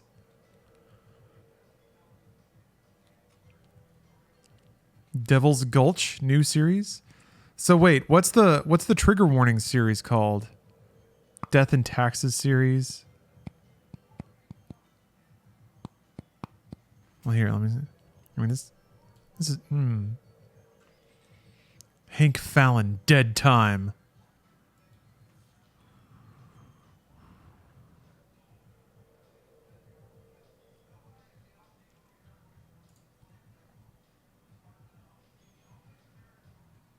Damn, that dude's shooting on the cover. That's a Rig Warrior series. Fuck yes. Fuck yes. Fuck yes. Here we go. Okay. All right. The Rig Warrior. Fuck yes. Shucks. Maybe Invasion USA? Dog Team series? The Dog Team. Invasion USA. Ashes. Codename series. Phoenix Rising. Maybe it's in other fiction novels. Remember the Alamo? Black Ops American Jihad. Fuck yes, dude. There's so much good literature here. Okay, yeah. This is an outlier. Believe it or not, this was a filler arc. Aw, let's see here. Let's see here. Black Friday's good. I'm gonna have to like pick the most incendiary titles. Deathmaster. Look at that cover though. That's a legit cover. Ugh, if it were bigger. Like the stairs are American flags. So sick.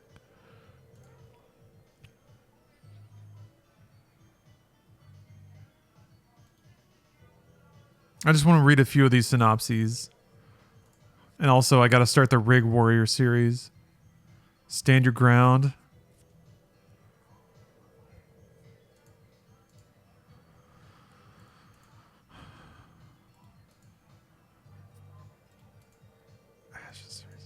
Okay. Oh, you can get them in a set. 1 through 4. Look at that. Fantastic. Okay, so Rig Warriors, clearly the first one here. $50 to $80. Give me a break. No. In Vietnam, Barry Rivers learned how to be a hero. In a busted marriage, he learned how to be a survivor. And in Washington, he learned how to make big money consulting with the U.S. government on weapons. Then he got a message from home. Someone had come after his old man and turned Barry Rivers into the deadliest enemy of all. Now Rivers is back behind the wheel of a midnight blue Kenworth, a hard-swearing, hard-driving, tightly packed blonde named Kate and his dog named Dog by his side. With a few good trucking friends, Rivers has the firepower to take on an army. He'll need it because a contract haul, sales secure transport, has plunged him into a world of betrayal, corruption, and violence that is killing everyone around him. And the only way to stop a coming war is to start one first, behind the barrel of an Uzi. Yes, Rig Warrior. All right, Black Ops American Jihad. Lieutenant Colonel Art Jensen finds himself a soldier without an army after he is caught on tape killing an Iraqi terrorist in a Baghdad firefight, only to have the media make him out to be a murderer. A career spent serving his beloved country now seems to be over until Jensen receives a new set of orders. Secret orders. He is promoted to Brigadier General and placed in charge of the Special Function Unit, a new covert Black Ops team. A team of one. The terrorists are already here, financed and trained by a billionaire Saudi prince determined to bring the infidel America to its knees. A number of sleeper cells within the U.S. are being activated. Officially, the politically protected prince is untouchable and his campaign of terror stands ready to begin. But Art Jensen is no longer a soldier bound by orders. He's a weapon, bound by duty and honor, and he has one mission: to destroy the enemy within. Oh no. Oh no. Stand your ground. Freedom is never free. Making good on his questionable promise, the president closes Guantanamo Bay so the terrorist prisoners will have civilian trials. A fair number of them are relocated to the crumbling, soon-to-be-shuttered Hell's Gate prison in a remote corner of West Texas, the last place an Islamic terrorist gets to see before Uncle Sam punches his ticket to paradise. But now a group of sleeper cell fanatical shock troops under the command of a charismatic American-born leader launch an all-out assault to liberate their jailed comrades. There's just one problem. They don't know the combat-savvy Vietnam vet John Howard Stark is working part-time at Hell's Gate as a guard. To ensure the success of the mission, the terror cell hijacks a school bus with the town's high school football team and will execute them if their demands are not met. With most of the guards massacred, Stark assembles a ragtag band of survivors and an aging hardcore cons into a fighting force to keep the unholy warriors from their deadly mission. And Stark and his men are on their own. Everyone from the president on down orders Stark to give the terrorists what they want. But Warrior John Howard Stark, outnumbered and outgunned, won't back down. Isn't that... I'm pretty sure that's like not... You have to do what the president says if you're in the military, I'm pretty sure. One thing's for sure, when the enemy gets to hell, they'll know America sent them. Oh, fuck! Oh, that last line really cinched it in. Fuck yeah, dude. Okay, last one here, and then we'll wrap it up. Oh man, I'm hyped. That got me. Gamer stretch? Yeah, I could use a gamer stretch. Let me do a couple squats over here. Oh.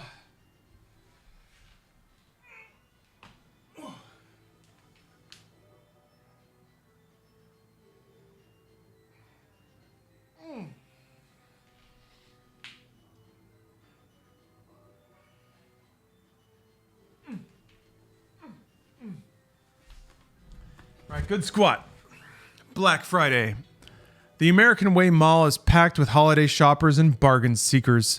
Machine gun fire rings out, and within minutes, hundreds are dead and dying. Others are taken hostage by an army of fanatical Middle Eastern terrorists ready to blast the American Way Mall into a pile of rubble. But one man, Iraq war vet Toby Lannig, refuses to go down without a fight. Separated from his soon-to-be fiancée, Lannig finds himself on the front lines of a new war against terror. The FBI and the local police are helpless. The battle is going to be lost or won inside the mall. With thousands of innocent lives at stake, Lanning assembles a makeshift platoon of Black Friday shoppers. How are all these books exactly the same? A teenage security guard, a retired Chicago cop, a school teacher who's never fired a gun, a young ex-con who has, a soccer mom, a priest, a wheelchair-bound World War II vet. These brave everyday Americans will stand up and meet the enemy face to face, defend their land, their values, their honor, and if necessary, pay the ultimate price for freedom. I just realized, only just now, when it got to this line, wow, there is such a fetishization of dying, isn't there? And I think it's connected to Christianity. Jesus died. That's the best thing you can do, is die for a cause, right? Die for something you believe in. And since America is a country that is officially ordained by white Christian God, who's also ripped, then it's all of our causes to be Christ-like and get shot for America. And whether or not you actually do get shot is really just a test of how like male and white you are. That's got to be it, right? That's awesome. That's rad. Merch.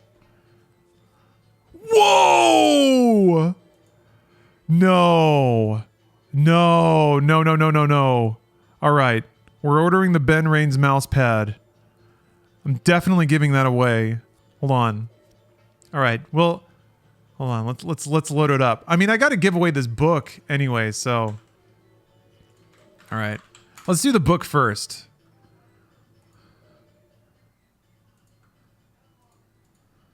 Can I buy many of these? Okay, so let's just do the book first.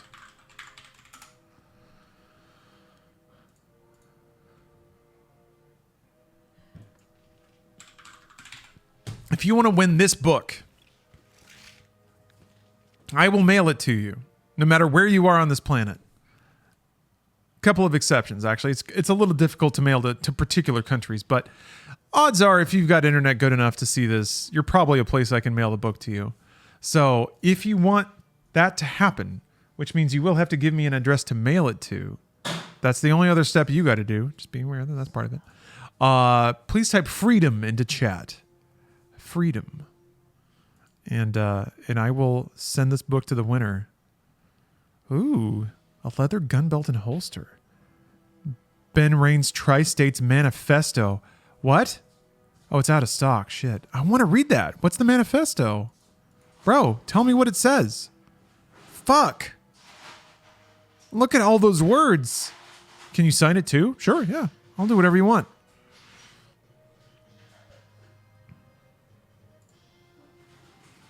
Oh, that's fucked up. Dreamcatcher shirts? Oh, come on.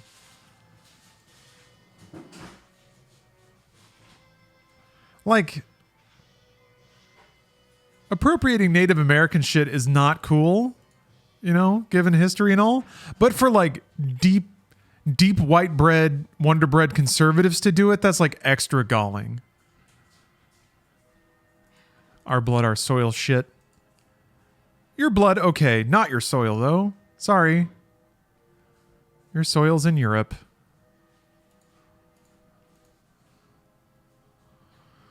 Surprising lack of Thin Blue Line merch. I think they're just not up to date, which is a tad unfortunate.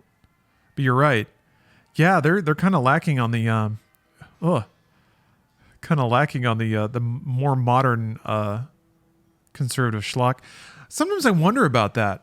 Like let's say you're the Johnstone family and you're making a decent living churning out these books nonstop, like banging out one a week. It almost seems like. But then like this neo-conservative shit comes through. It's like amped up. It's juiced, and it's such a slick machine. Trump's out here slinging like shitty $2 hats as a whole branding thing, and people are just eating it up. And you're like, how did somebody make the game even stupider? All right, let's draw a winner. Who wins this wonderful work of literature? It is EWK. Hey, I remember you. Congratulations.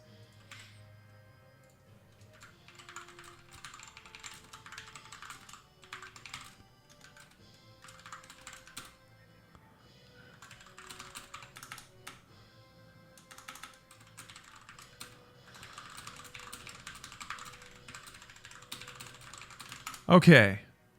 And now for the other thing. Oh, actually, wait a minute. Did I have another?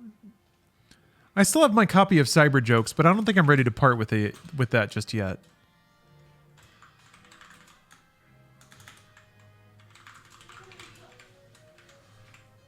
Okay.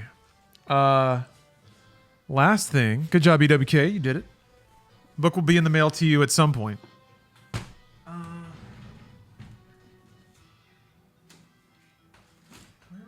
Where did I put the...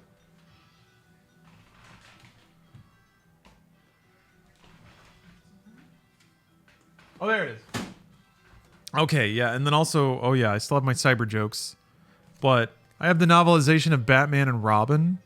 I feel like that might be what I read next. Please. The problem is all those voices are so distinct. I can't do a good Arnold, so I'm just gonna have to come up with a different Mr. Freeze. And then there's also The Last Vampire on Earth. I'm going to read the first sentence of that just to get it going. It's a beautiful day. Is sentence number 1. So you already know that the next book is going to begin with a beautiful day. All right, now for the real business here. And I'm a little worried that it may not let me check out with this, but I'm hoping I can buy 2. Oh shit. It won't let me buy more than 1? 1 in stock. Oh, crap. All right. Well, let me get this right. Hopefully nobody else buys it. I'm going to buy this right now, but let me do a giveaway. If I can't get it, if I like try to check out and it's sold out, then I apologize. Or if it doesn't arrive, I obviously can't send it on, but that's okay. We'll get this. If you want the Ben Rains mousepad, I don't even know who that is.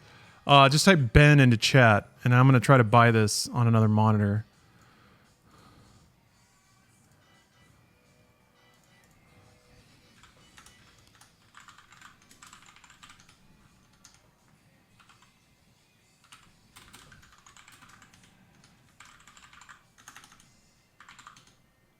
This is the first time I've seen the default state be Tennessee.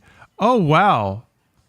This is interesting. So hold on. Let me delete my information here. Check this out. This is actually really interesting.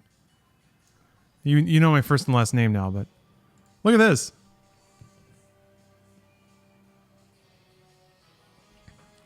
Why did it start on Tennessee? I guess it is alphabetical. For some reason I thought it was like only red states. I hope they're mad that they have to ship this to California. They probably won't. Look, they don't care.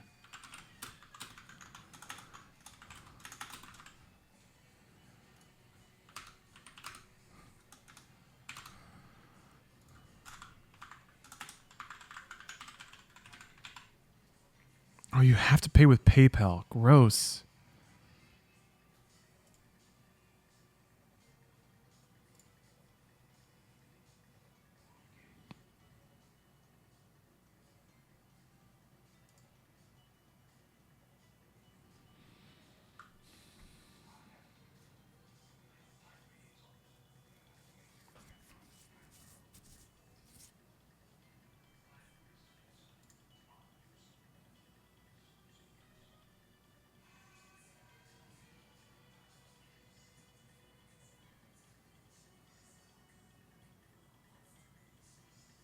It's telling me billing phone number is required, but there's no box for billing phone number.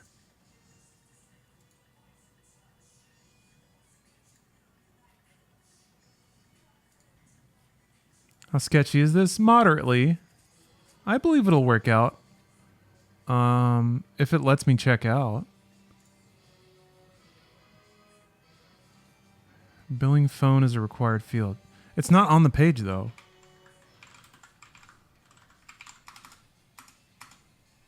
Oh, wait, there it is. It's just a different color. Like, it's the same color as the background. Whatever.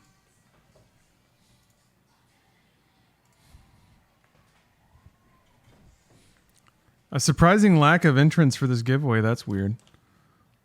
I don't know why you guys don't want to win this mouse pad. That's weird. Okay. All right. Order in. Let's see who gets it. Who's going to get this one-of-a-kind quality mouse pad? It's Sprouts Grow Up. Congratulations. I think.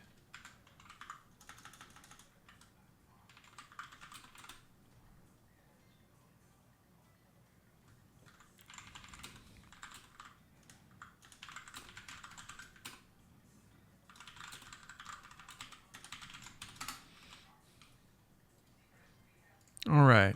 Congratulations, Sprouts Grow Up. Let me just put this in my document here. Gay mouse pad. Congratulations. Man, love making dreams come true. I love reading fine literature. I love streaming. And I love you if you're here. Thank you all very much for watching. Thank you all for the subs. Man, Rig Warrior, dude. Rig Warrior. Rig Warrior. I can't get over it. Rig Warrior. His wife was blown up by his son, I guess. No, brother. No, I can't. Yeah, brother. Wife's brother? Is it, who cares? Whatever. Thanks for watching, everybody. I'm gonna take it pretty easy this coming week. I don't know that I'm gonna be streaming a whole lot because Games Done Quick is starting in 10 hours or so. So I'm going to be spending most of my week watching that. Probably playing an ass load of Zelda and just a ton of other games.